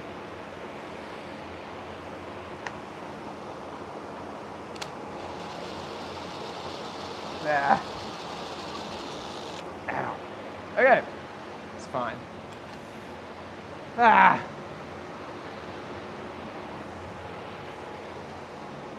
Oh, that might be why this wasn't setting very well. Shit's over on.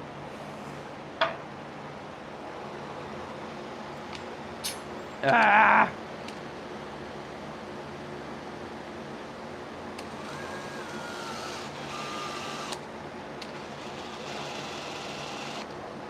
There's one thing I unequivocally want to make sure that you guys see before we stop the stream, and that is me putting the actual bar top on these things. That's what I'm trying to at least have done, so that you can get the dopamine hit of, yeah, it looks like a bar, doesn't it? Because I think it'll be really pretty. but we're just not quite there.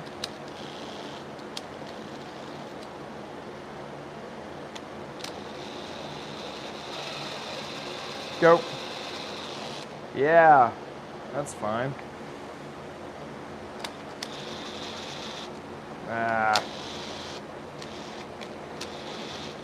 No, no, no.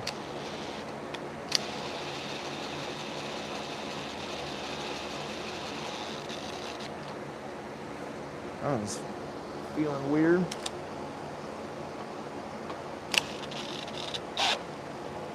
Okay. Cool. We're so close to having the little bases done. I do think they're too tall. But I'm just making them how he wanted me to make them.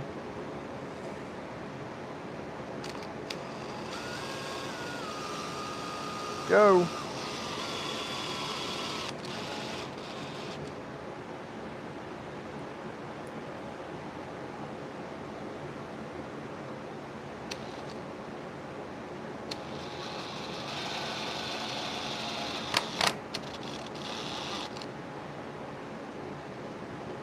Not perfect, but that's okay.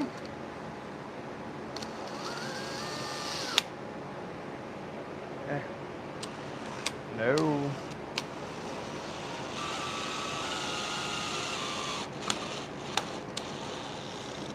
Okay, we're getting there. 2 on bottom.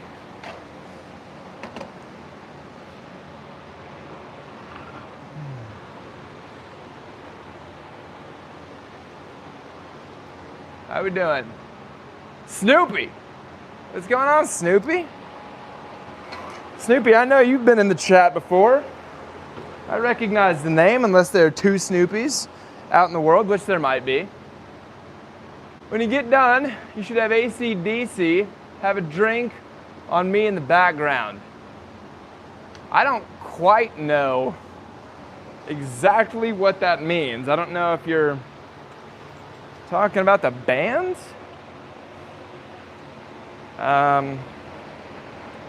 Or if we're talking about alternating current, or is it direct current? Is that what DC stands for? And I don't know why, in any case, either of them are having a drink. But Snoopy, I like the sentiment. Whatever it means, I like the sentiment. Dude, can you angle this shit down, Tanner?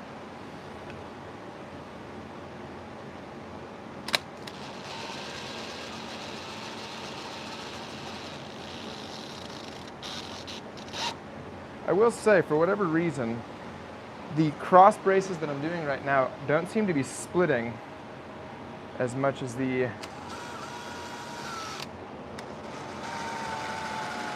first base. Oh, and then I say that and this one split. That's all right. Getting there. It's a hard rock song.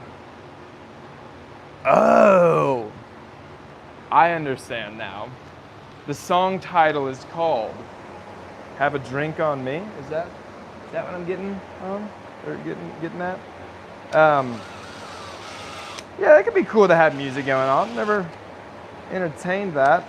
The issue right now with having music is kind of the same issue we have with the fact that I'm still unable to do a live video, take vertical, like permanent recordings just on my phone so that I can make short form content and shoot horizontal stuff for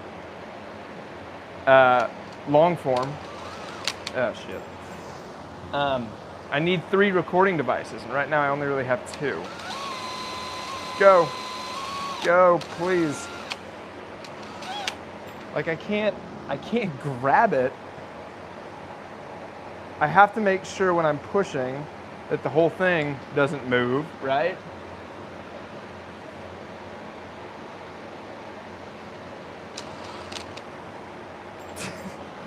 This is so embarrassing.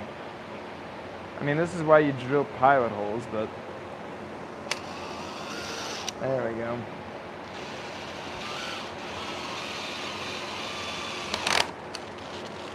Locked. One more. One more. Good work, everybody. What's going on? Carol? Apologize for the pronunciation. A true engineer has to think about AC/DC being a reference to circuitry or a band. Yeah, no, I know. I mean, that's what they're named after.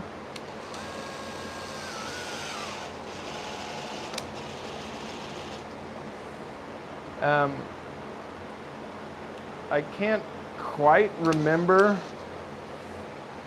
when you're doing like circuitry problems and diagrams. I can't remember if you're typically working in alternating or direct current. Don't remember. I had the craziest dream last night, actually. So, get this.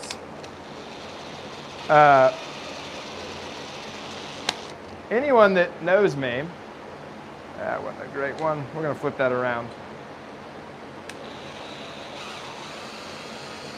Anyone that knows me knows that I like space stuff a lot, like the universe and, you know, astrophysics and stuff like that. And I've been really on a kick recently with it. Couldn't tell you why. I would say, like,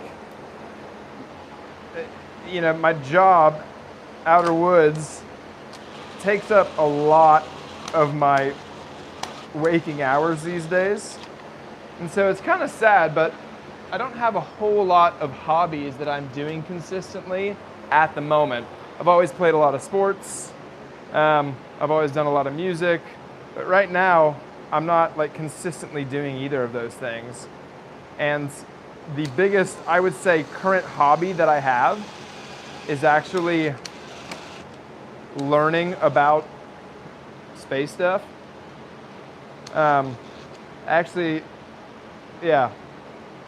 Well, so anyway, the way I've been doing that recently is just like, you know, watching YouTube videos, but then I'll just talk to ChatGPT and ask it questions, and then like have it be my little lecturer in car rides or whatever. And so I've been learning a lot about space stuff recently, and that's kind of my big hobby right now because it's easy to access. What is happening? I need to get this screw in here so I'm not holding it. And anyway, where we're at with that right now is, for a really long time, I was able to keep kind of learning things and keep understanding things and explore new topics, etc. And then once I like kind of started to understand a topic, it'd open up a new topic. I'd be like, oh shit, now I need to know that. And I'd have to go kind of research that new topic.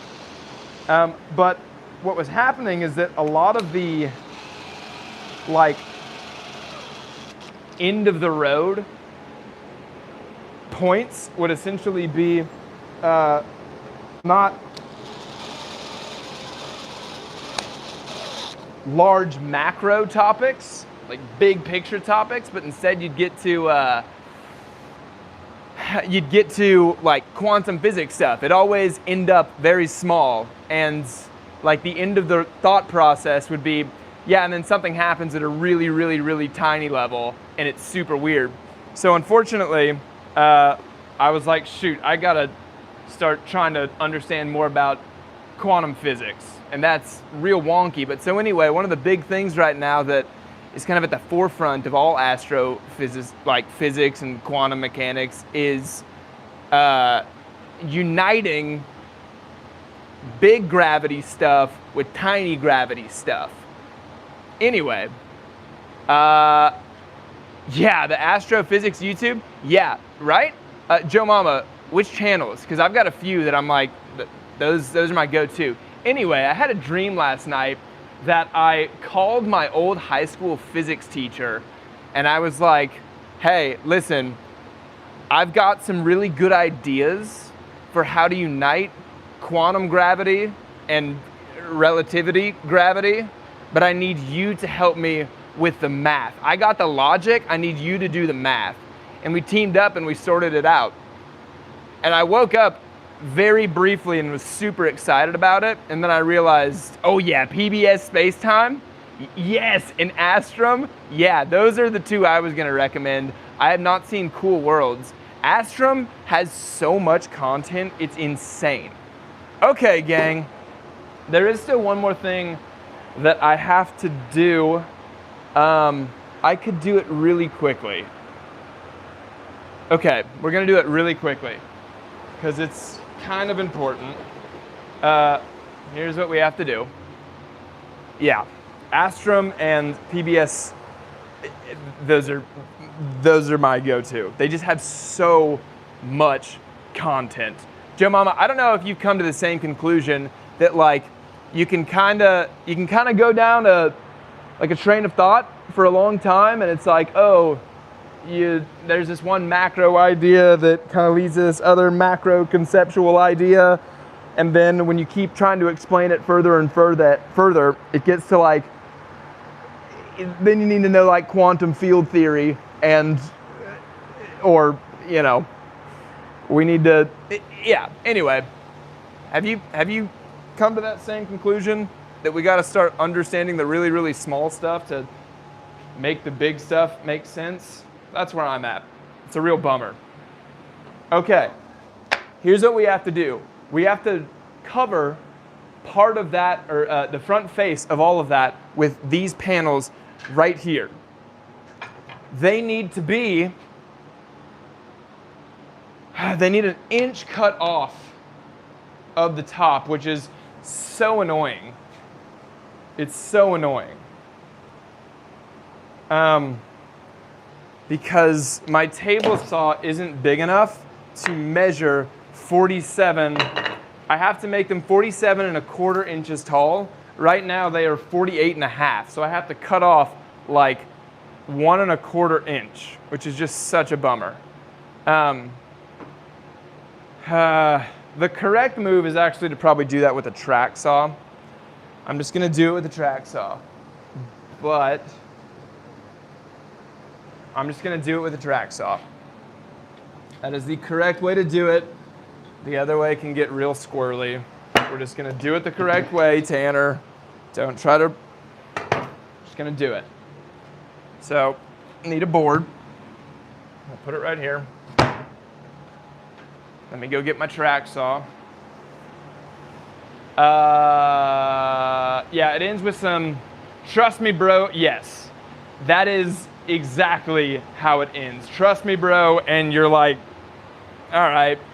I mean, I think the unfortunate part is right now where I'm finding that it stops is like, oh, you have to go do this like crazy, crazy math that's, when you do the equations, you get some sort of answers or whatever the math shows, that's how you conceptualize what's actually going on at the really, really small stuff. It's so, you know, it's just not nearly as intuitive. Like when you're thinking about big stuff like collapsing stars, or you're thinking about like, I don't know, the event horizon, or relativistic things with time and speed and all that sort of shit, like that's big picture and you can conceptualize it, like, and you can put yourself in it, right? But then when you get to the really small stuff, then it just kind of like, you know, how just space is made up of all these different quantum fields. The hell's a quantum field? 47.25. We're gonna make it a little shorter than that. It does not need to go all the way to the top. And if we did it all the way to the top, yeah, we're just gonna go like 47.25. No, where am I? We're gonna go with 47 on the dot. 47 on the dot. 47 on the dot.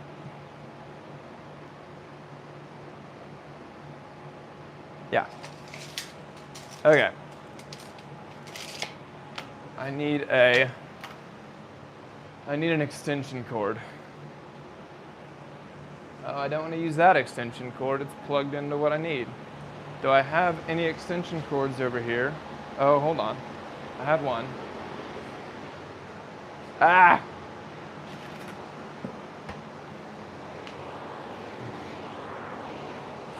What's going on? Got this tangled mass of cords. Okay. Anyway, so in my dream last night, I figured out the whole, quantum level of gravity. I woke up in my bed upside down, actually. My feet were where my head were supposed to be, and vice versa, when I woke up. So maybe I was like, it was a physical manifestation of my sleep brain trying to calculate how to flip over. I don't know why I was flipping over. Or maybe it was a physical manifestation of solving that physics question. And that was just kind of the byproduct of it, like a side effect of it. But yeah, I woke up upside down. And my dog was right next to me. She sleeps by my feet typically, but I woke up and my head was right next to her. I was like, what's up, dude? Hey, we gotta go. We gotta go.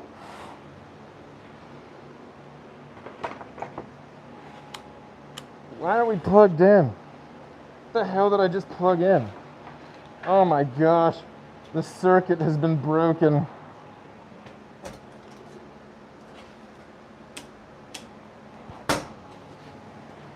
Okay. Please work.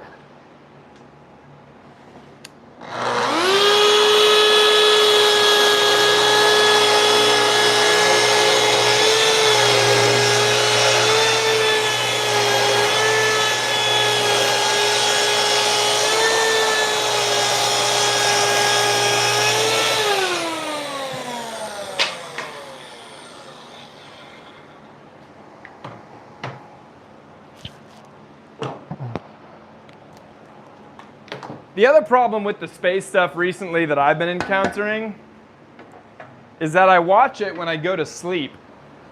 Okay, these have to stay pristine because they are actually going to be the front face of this thing, so I can't get sloppy with them. I watch these videos of space stuff when I'm going to bed, and I'll make it through like 10, 15 minutes of it, but then I'll fall asleep kind of once it gets into the deeper stuff.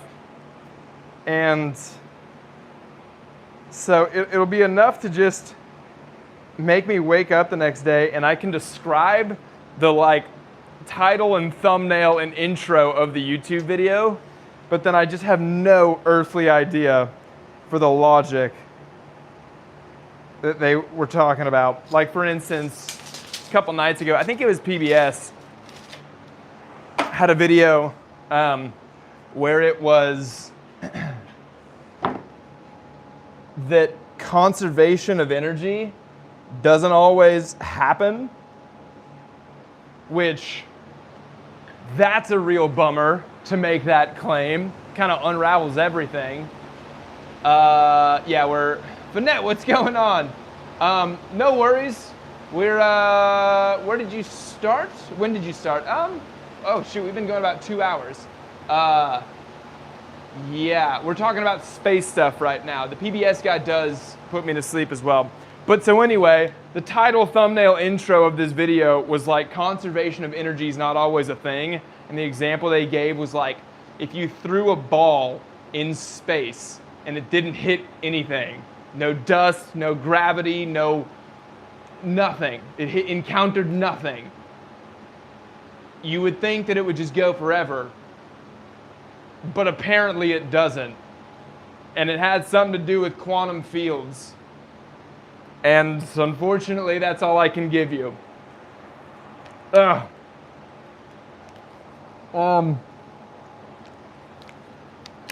I couldn't even tell you, like, if it was, oh, it'll stop in like 3 trillion years or something, or if it was like, no, within, you know, 2 years it'll stop.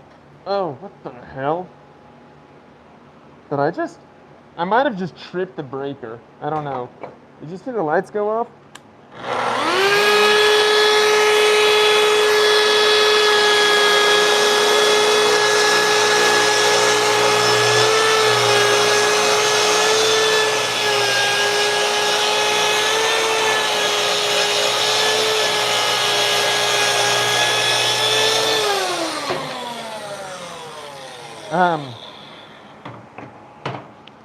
Yeah, so that'd be a real bummer if conservation of energy wasn't always a thing anymore because of quantum mechanics. It's the only thing I know and love in this world is the conservation of energy. And then I saw something where the Big Bang might not be correct anymore. Joe Mama, did you see that one? Oh shit. Did I just hit that? That's not bad. Yeah, Joe Mama, did you see that? The Big Bang might be not it. Like, the mathematics still show essentially a singularity, but it's like the interpretation of the mathematics might not be quite actually a Big Bang style thing. It was one where I stayed awake a little longer for this one, but it was like in a black hole you have 2 singularities, or 2 like, I think they called them singularities actually. One of them is obviously at the center of the black hole, but then the other one is at the event horizon, or the event horizon. It might have been that there were 2 solutions to Einstein's field equations or something like that, but hold on.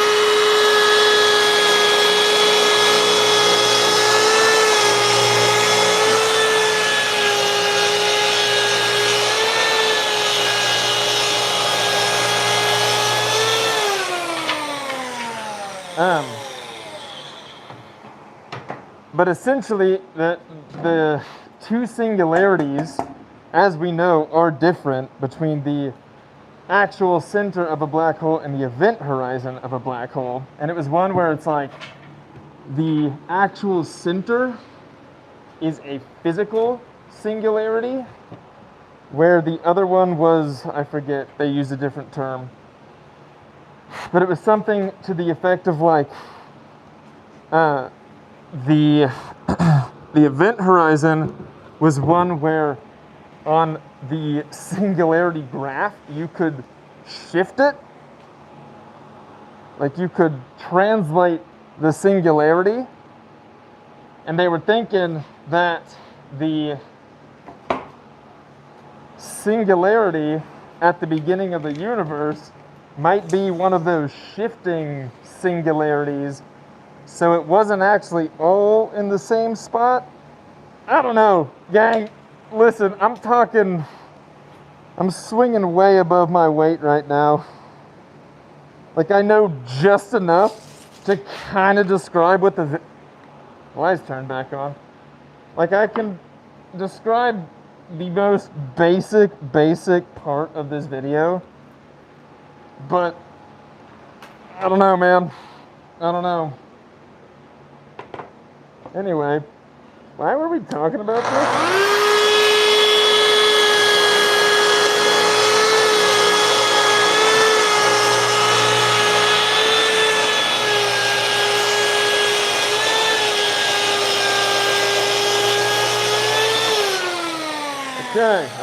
Okay. So now, these have been cut to the right length. They now have to be cut to the right width. What do we got? Entropy and stuff. Yeah, I don't know. Maybe GRCIAP for the conservation of energy. Thought it was pretty universal, but apparently not. I did not see that. Yeah, I don't even know how to find them. I wouldn't even know what to tell you to look up. I'm going up and down with my volume, trying to hear the secrets of the universe through the respirator mask and getting blasted with the sweet noise of Saw. Yeah, I apologize. What's going on, Farid? Farid? Again, apologies for pronunciation, but welcome from Azerbaijan. Yes, I do remember you. You know the Big Crunch theory? Basically, there have been many Big Bangs, and after long enough, it stops expanding, and yes. Yeah, maybe that's it. Maybe that's it, that it kind of, I don't know. I have heard that one though, where like eventually, like there's a spring constant essentially with the universe, and there was a certain amount of force at the beginning that launched or stretched the spring, but that force will run out at some point, and there's a force bringing it back, and etc. Yeah. Yeah, there's a lot of crazy stuff out there. We have to cut these panels at a very specific width. I have that written down on my magical cheat sheet block right here. My cheat sheet block says they need to be 27 3/4. 27 3/4. Shit. I'm gonna make it a little under that. Just a little. Yeah. Because I don't want it to be wider than that, because if it is, then my panels won't fit in the bar top. We're so close to being able to put the bar top on, and then you'll be able to see all the hard work coming to fruition. Panels, 47 1/4. I did 47 on the dot. 27 3/4. 27 3/4. Great. We need to get the blade going up. We need to make sure this will help to catch things. This can get out of the way. I need to plug in my dust collection, which is over here. I promise I'll be right back. Where have I put that? I'm unplugging all sorts of things. Okay. Dust collection is now on. Where are you guys? Here you are. Jerchy app. Yeah, I haven't even considered Jerchy app. Maybe we talk about space in here more. I bet you there's a large overlap between people who would enjoy watching woodworking and people who enjoy talking about space. Here we go.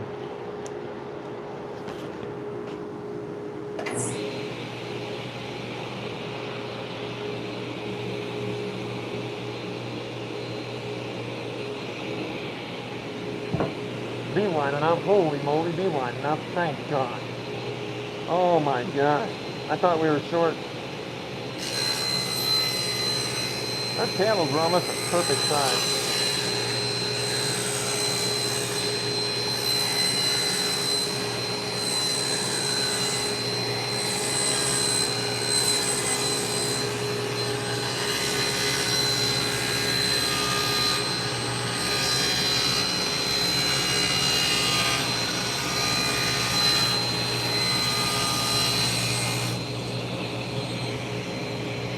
One.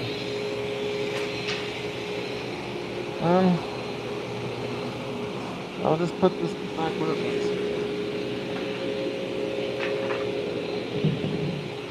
You gotta do 4 of those, so that's not gonna take too long. Let's get you in a better spot here. I'm so down for a woodworking and space channel. Yeah. We'll definitely pepper it up if I don't know what to talk about. Just some space stuff. Okay, number 2.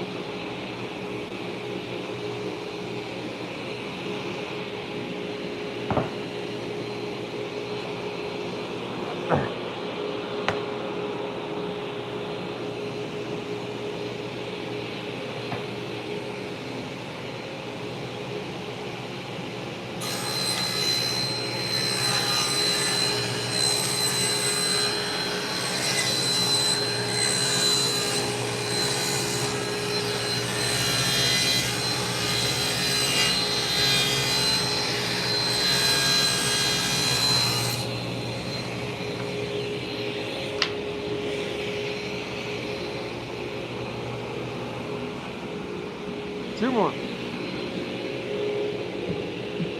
2 more.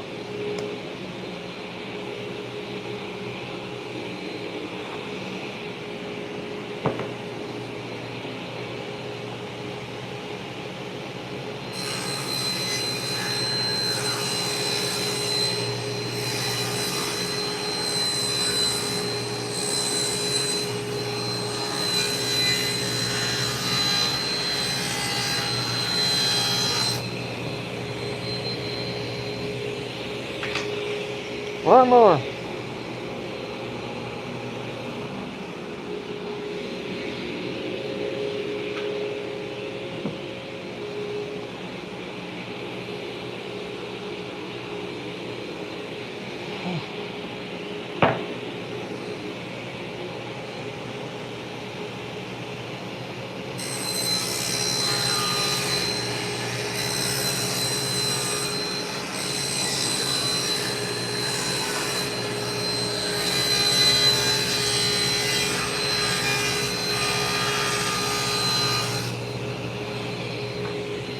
Awesome. Okay. So now we attach them. We're so close to actually seeing this bar top come together, gang. Oh yes, paranoid. What? I don't know what that means. I don't know what that means. Dana. Love the space talk and woodworking. Yeah, everyone loves space talk, right? All right, so I guess my secondary job now is going to be learning space stuff enough to where not only can I kind of understand it when I'm listening to it, but I need to be able to talk about it simply. There's some stuff that I could, for sure. For sure there is some stuff. But we really dove in deep quickly today with quantum mechanics. I was giving the Paranoid Balloon 1 a nickname. Oh, I see, I see. Okay, yeah, I didn't read the name. Paranoid Balloon 1, what's going on? Outer woods, outer space. That's tight. That is very clean. All right, what do we have to do? I want to, I've given myself just a little bit of room to not have these panels on the floor, but I need some sort of spacer on the floor. Here we go. Here's some shims. Unfortunately, I'll have to be pretty exact, otherwise. So I'm just putting some shims right there. That way, I don't want the plywood scraping on the floor. You know what I'm talking about? Cool. And I need to find smaller screws because the ones that I had that were exactly 1.5 inches, they were just barely poking through. And I'm gonna be coming from the backside going through the nice panel, and I do not want screws poking out. Those are 1.5, I need 1.25. Let me see if I can find 1.25 inch screws. I have had them in the past. Those look like 1 inch here. That probably won't do. Woo, 1.25. Let me see if they actually are in the correct box. They certainly look like it. Yeah, that's freaking incredible. All right, we're doing it. We're doing it. Do you prefer Carl Sagan or Neil deGrasse? Definitely Carl Sagan.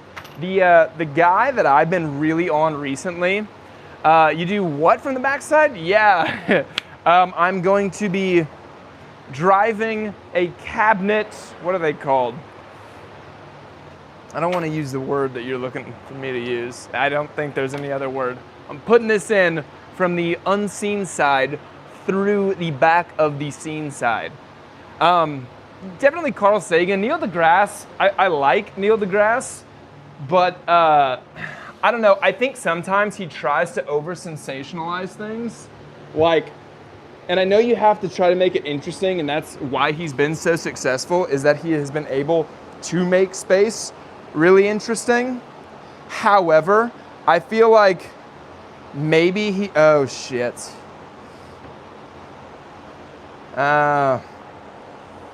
These damn things right here. Okay, we have a slight problem. Hold on. The heads of those screws are the white guys you see right there. They're preventing that panel from sitting really nice and flush. So what I need to do is really quick, I need to find some long screws with a different style of head and replace those. It's gonna be fine because I don't have to like rebuild it. I just have to, oh yeah, we're fine. I don't have to rebuild it. I just have to put these in while those are in and then take out those. The annoying part will be that I have to change my screw heads to do it. Yes, what I was saying is that I feel as if Neil deGrasse Tyson can sometimes try to over-sensationalize things. And sometimes it lands, but sometimes it's too much. And you're like, hey, can you just give me the facts? I don't know. Like on his podcast, Star Talk. Please go. Jeez. We're running into the same problem here. Like I can't help but think when he laughs, he is trying to make his laugh more over the top than his laugh actually is. Does that make sense to anybody? Anyway, the new, he's not new, I hadn't always grown up hearing about him. His name's Brian Cox. He's a dude from Manchester. He is like, he's very, very, he's still expressive, but it's more like tastefully expressive. You know what I'm saying? I still love Neil deGrasse Tyson. Ow. Still love me some Neil. So hopefully you saw me put in those other two screws that are holding it. And I think we only have to do this for the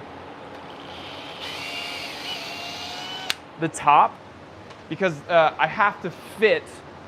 Oh, I only have to do this. Yeah, we'll be all right. I've only done this. Brian Cox is the man. Yeah, Brian Cox is super, super cool. Okay, this should now be able to fit just like that. Great. And then I want to use this right here. Yeah, to me, Brian Cox is like more unintentionally quirky.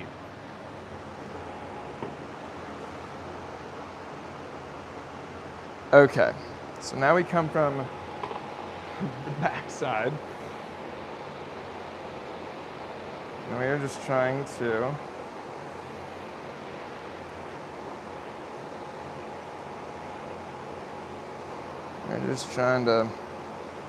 really squeeze that together.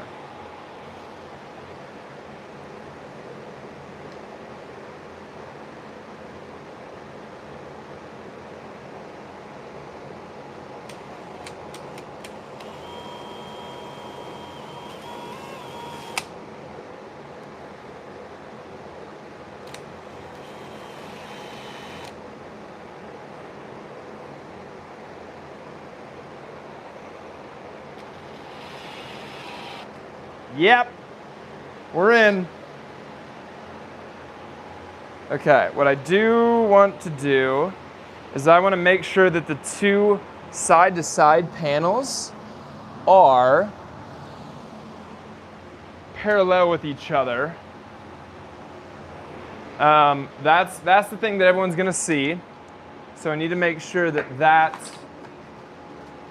that visual is the thing we're setting things to.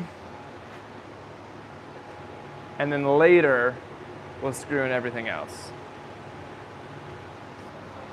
We gotta go, we gotta go, we gotta go.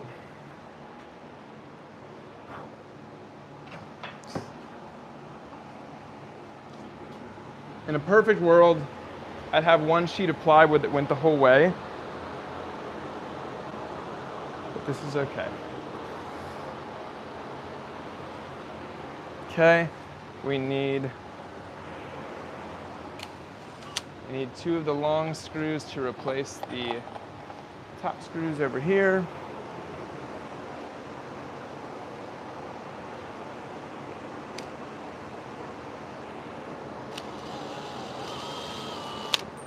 Gosh.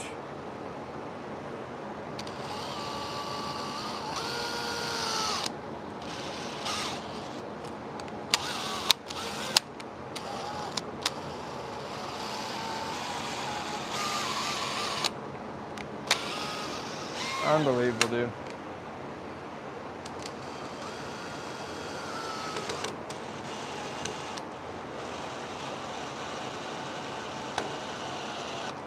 Yeah, Brian Cox has some like grade A YouTube videos on black holes. There's one where he's just sitting in a chair and there's like this white kind of draped background behind him. It's like an hour and a half and homeboy's just like going off about black holes. And it's a good one. That might have been actually the video that kind of started my recent like renaissance of getting interested and really like going for this stuff again. Ow. Is that video.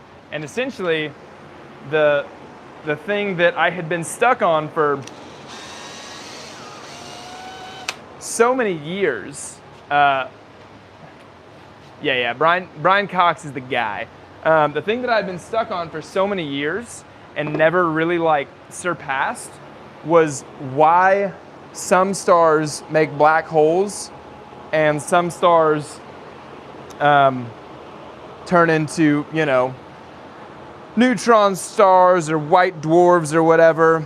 And I just always kind of like, yeah, I don't know. I don't know why some do and some don't. And then one day I was like, I should probably just learn why that is. And so I did.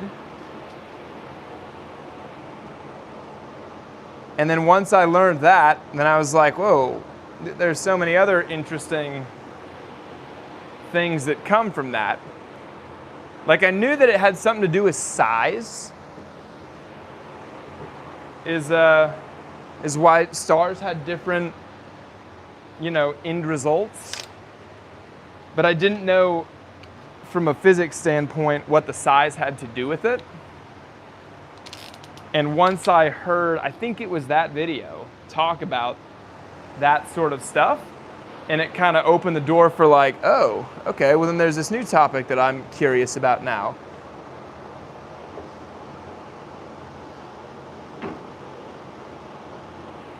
Okay.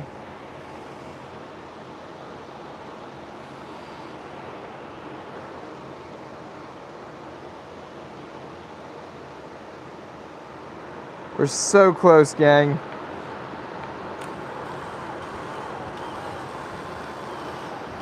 To being able to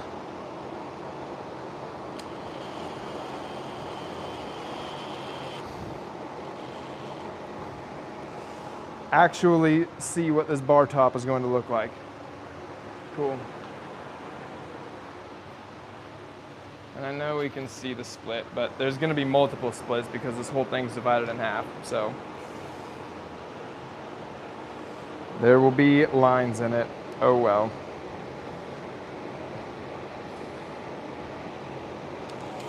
Ow!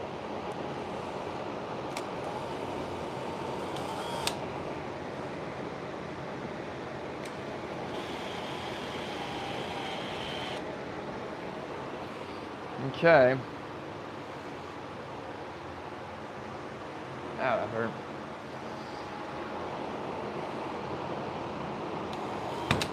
Dude, this is so frustrating.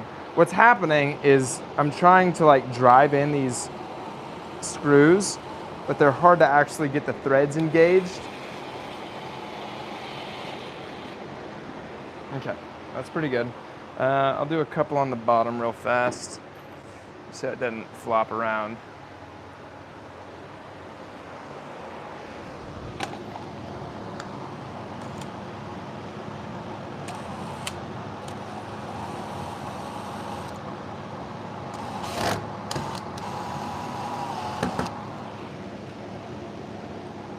Yeah.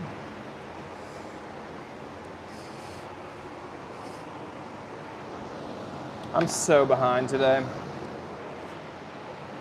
We might be here for a while, gang.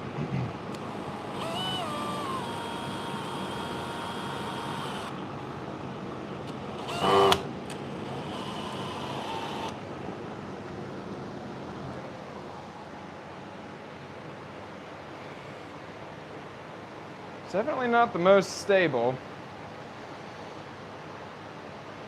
Wondering if I could put in something else anywhere to try to bump up the stability here.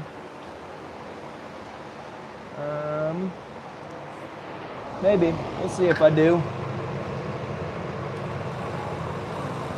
It might be a tomorrow thing. Please go in. Freaking go in, dude. Are you serious? How? I can't push from the front side. Ah.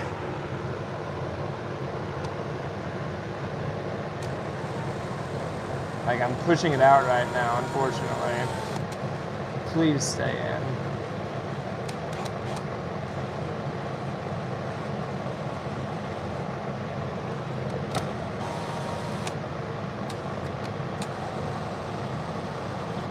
Oh, that landed.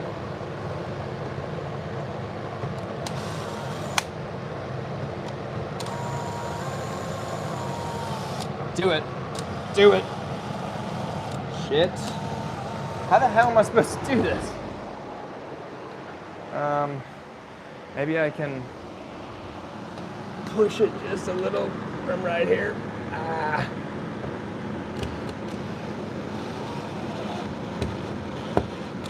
Yep. Okay.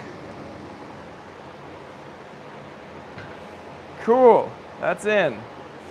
It's a little wobbly, but it's in.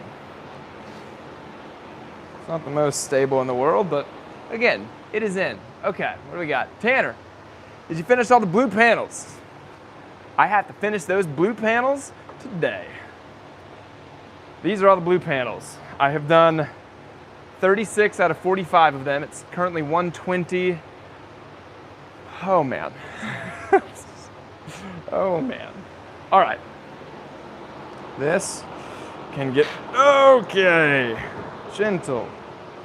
Gentle, gentle, gentle. I can get moved right there.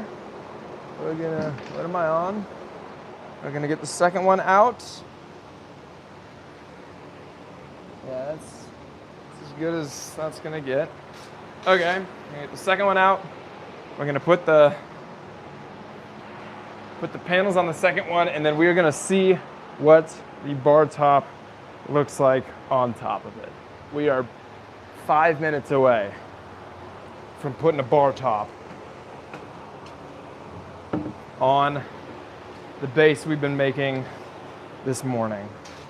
I wonder how much extra time I have spent because I did a live today. That was an interesting call.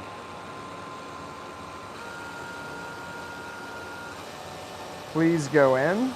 There we are. So the answer is I'm very happy with how the blue panels are turning out. And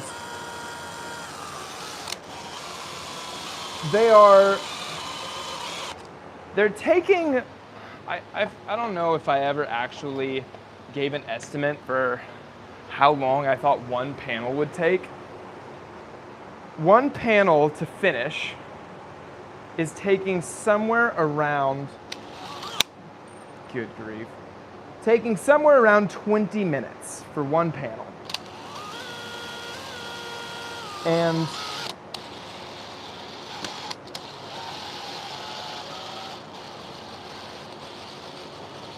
I think it's relatively close to probably, you know, what I would have guessed. Dude, that's so bad. That's so bad. Okay, this wood is splitting horrifically. So I need to put something underneath it. Do you have blue Rubio left to create something else? I'm gonna have so much of it left. It's crazy how much I'm gonna have left, which is good and bad. I mean, I'm very glad that I didn't, you know, underestimate and then find myself like scrambling. That's probably not where that needs to be. Like, it would have been really bad if I didn't have enough. So I have plenty, unfortunately. Dude, please go. Man. I don't really like plywood, guys. What are you? Who the hell are you? All right.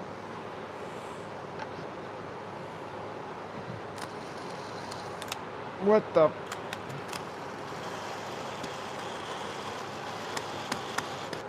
Why are you not?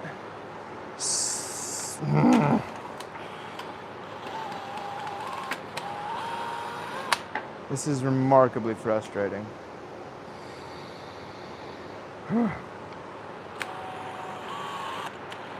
Here's what's happening. I'm trying to make it to where these cross braces don't split. And I'm doing that by attempting to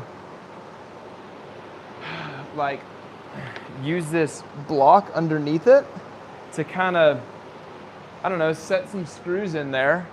But the problem is that they're not grabbing. I'm gonna try to clamp it.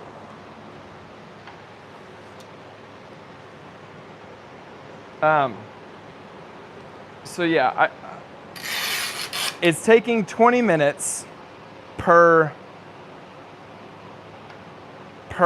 panel to finish, and I have 45 to finish. So I do 3 per hour, so that's 15 hours, but that's assuming that I literally never take a break, which I have to. Okay.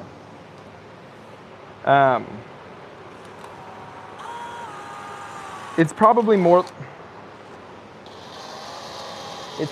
like 5 every 2 hours is what I would actually guess.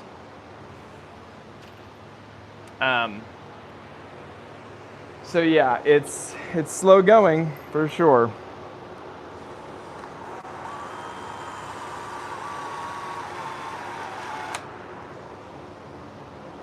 Okay. Is there one in there? There's one in there. We're gonna do one more on this side.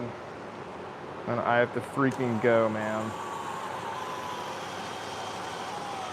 I'm also supposed to go perform a site visit today. Awesome. That's in, that's in. Let's get these panels on, let's put the bar top in. You guys have been very patient. Nothing ever takes as long as I think it will. Except the blue panels. Now I know exactly how long those are taking. Oh my God, I've stripped this one.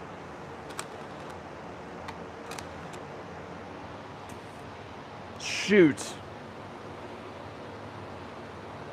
Shoot. Did I already bill them for the job? I've done like half for the job.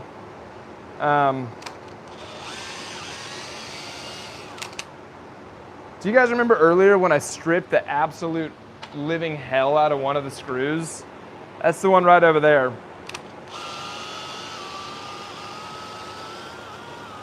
Ow, ow, ow. What do I want to do about that? Honestly, I drove it in there enough to where it's relatively... All right, we're just going to roll with it. We're just going to roll with it. Okay, let's bring over some panels. Is there a good side and a bad side? Yeah, you bet there's a good side and a bad side. What the hell happened to that bad side? My goodness. Okay, this guy going on right there.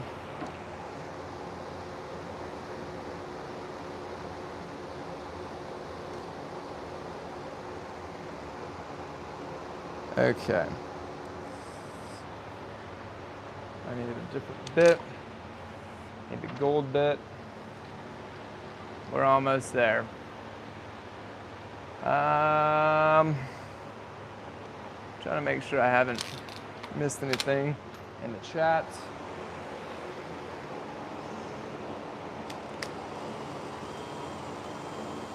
Go.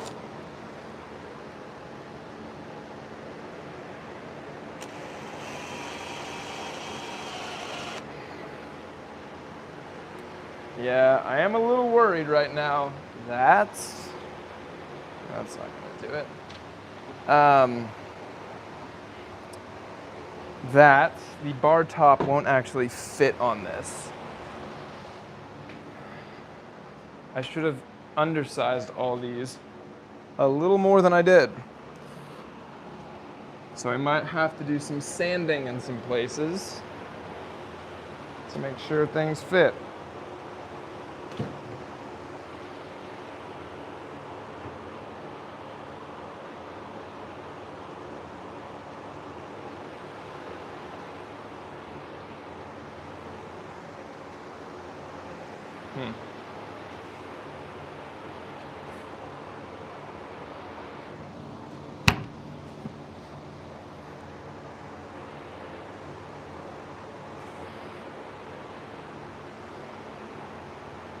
Okay.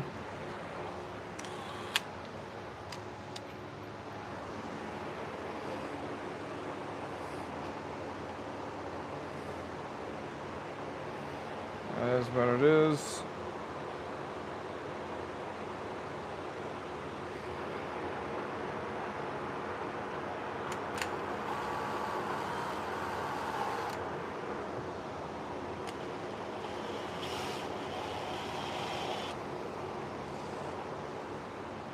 Can I push that down bottom left to make that gap any smaller?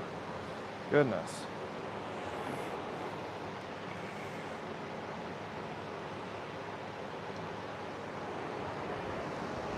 Okay.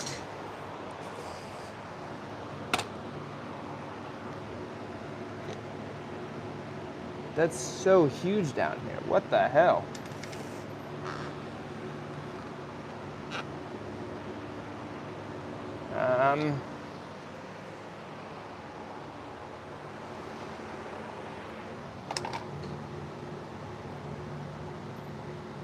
Alright.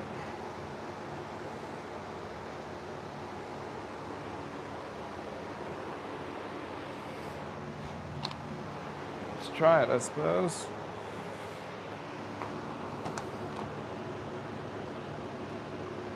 Oh, there's something. Yeah. Sorry, I'm not talking at the moment.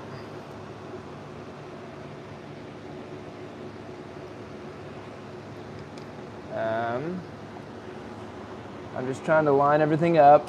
I'll make a lot of noise before we start putting this bar top on. Because that's kind of like the whole thing today, right? Oh my gosh.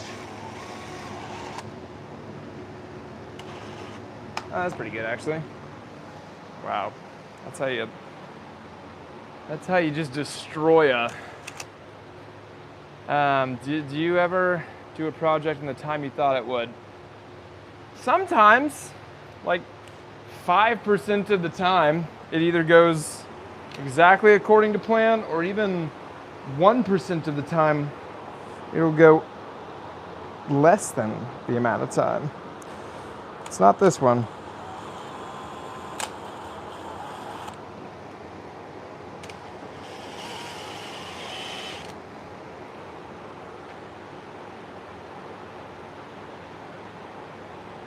Okay.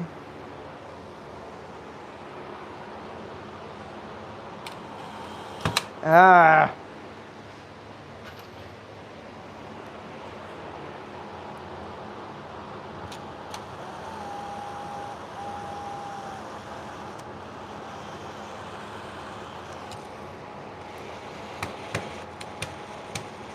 There we go. Okay. Now 2 more down there. Definitely don't like to go in, but we're gonna try. I don't fit in this.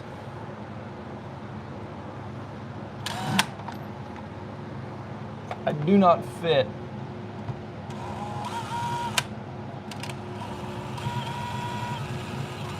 Bite, damn it. Bite. Thank you. Okay. Ah.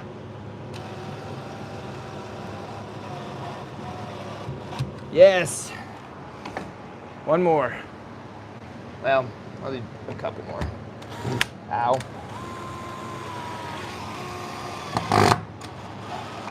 Okay. Now, just this side, and we're gonna put the freaking top on. I gotta drill this in left-handed, that's never easy. Bite. Thank you. Yes.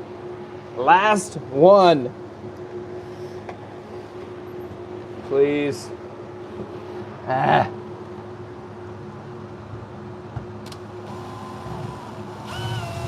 Bite, damn it.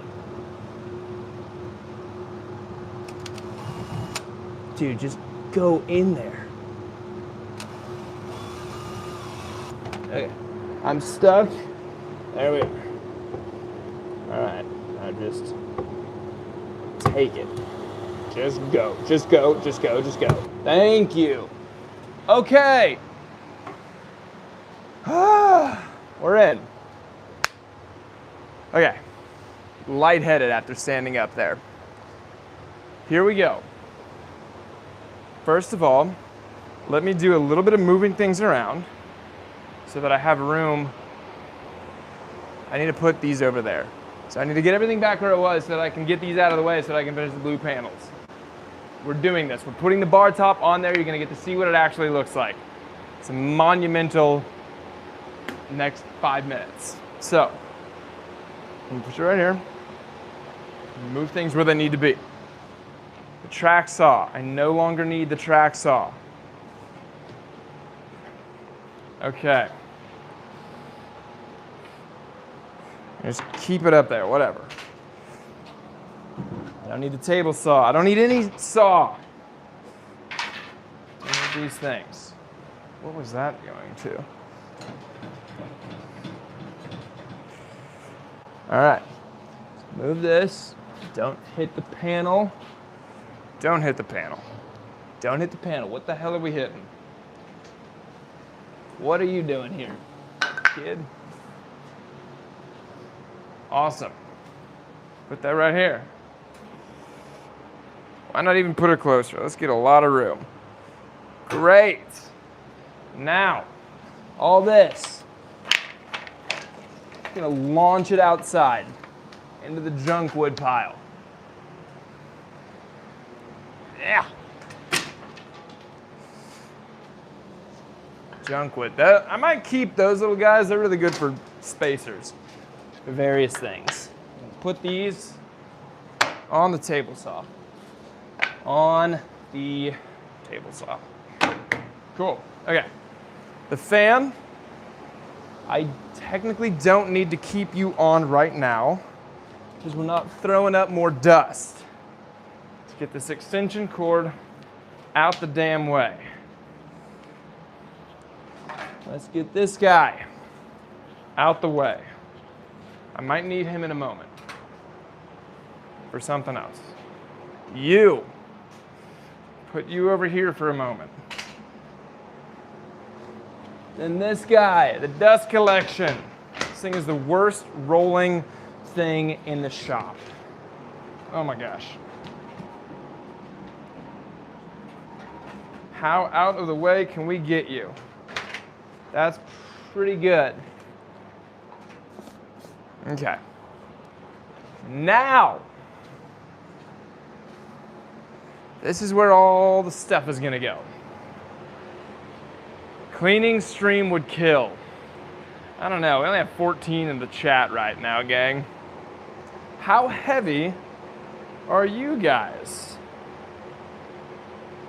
What if I like got in there and moved it? All right, watch this. Get a load of this, kids. I bet it would kill if you kind of set it up to do that. I don't know if this is gonna work.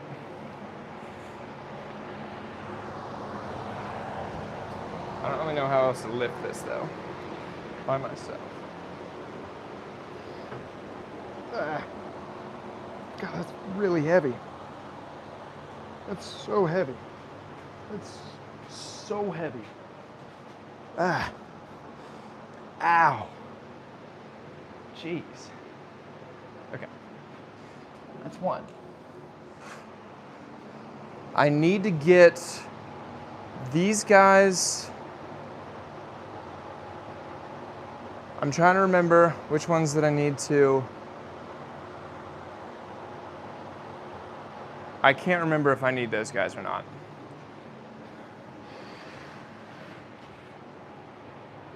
We're just gonna, we'll move it later if we need to.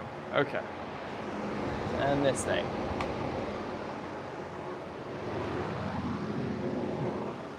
One more time. Why is that stuck? Why is that stuck? Okay.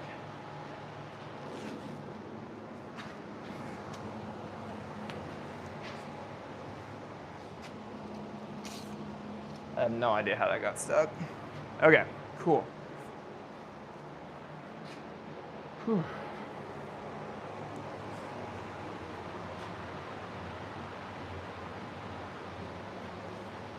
What do I do with all this sawdust? I dump it outside and I've just kind of been mulching and dusting the outside of my shop the entire time I've been here.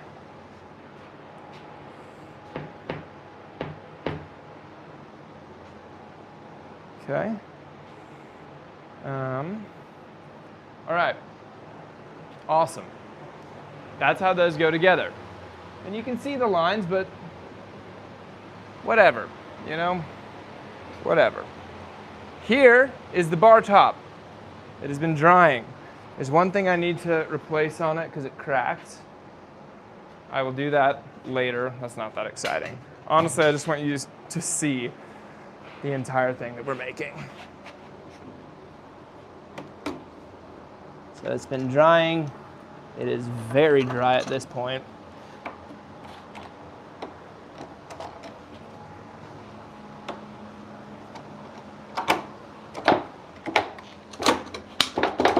I don't know how heavy this is going to be. I'm hoping that I can just kind of pick it up. Shall we see? Oh. All right, I can just kind of pick it up. I don't want to. Oh, geez.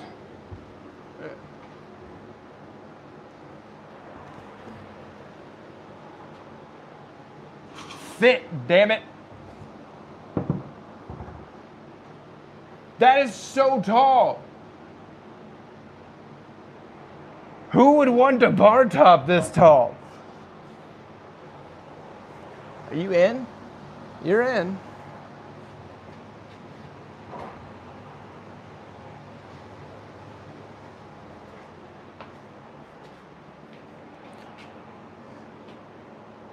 Is this a good angle? He yells as he knows that he can't. I'll check real fast. Is it a decent enough angle? Yeah, it's all untreated wood, the sawdust that I use.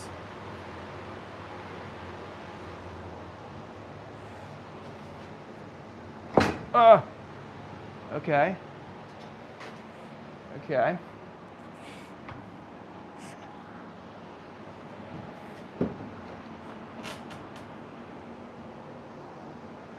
Something tells me I don't want to smush my fingers, dude.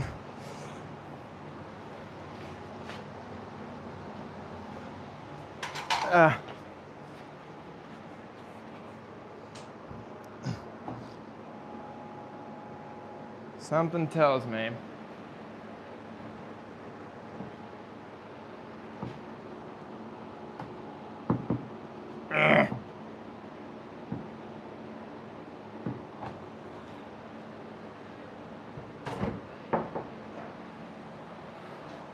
that I might have to like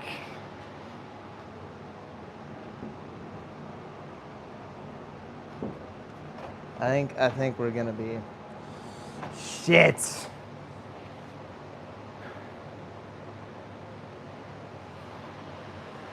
not fitting. This is a business. It's for a business. Dude, it's so tall. It's so tall. It's for a business. It's for a trade show. So this is a booth at a trade show. That's so tall. Look at this thing. What's happening right now is that it doesn't fit. I should have undersized all my parts more than I did. And we're gonna be okay. I don't quite know how yet. But it's just like an 1/8 of an inch too big.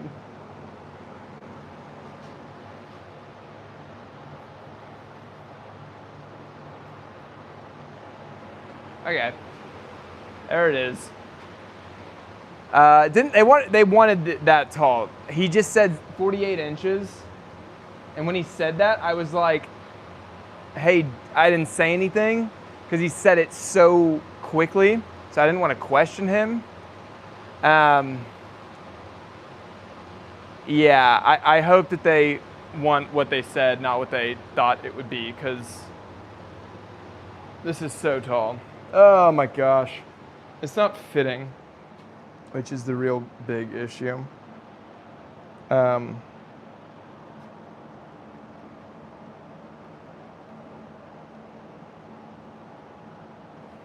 Okay, gang. It's on there. That's what it looks like, kind of. I'm not worried about the sides. I don't even know if it's products. I think this is for a coffee bar or something like that. Like I thought they were, oh my God, and there's fucking blue. There's blue everywhere. There's just blue everywhere. And now that's blue. So I'm gonna have to sand through that. Anyway, that's the bar top. That's what we've been working on today. And I don't know, like right now, it just doesn't hunker down on it. And I don't know the easiest way to remedy that.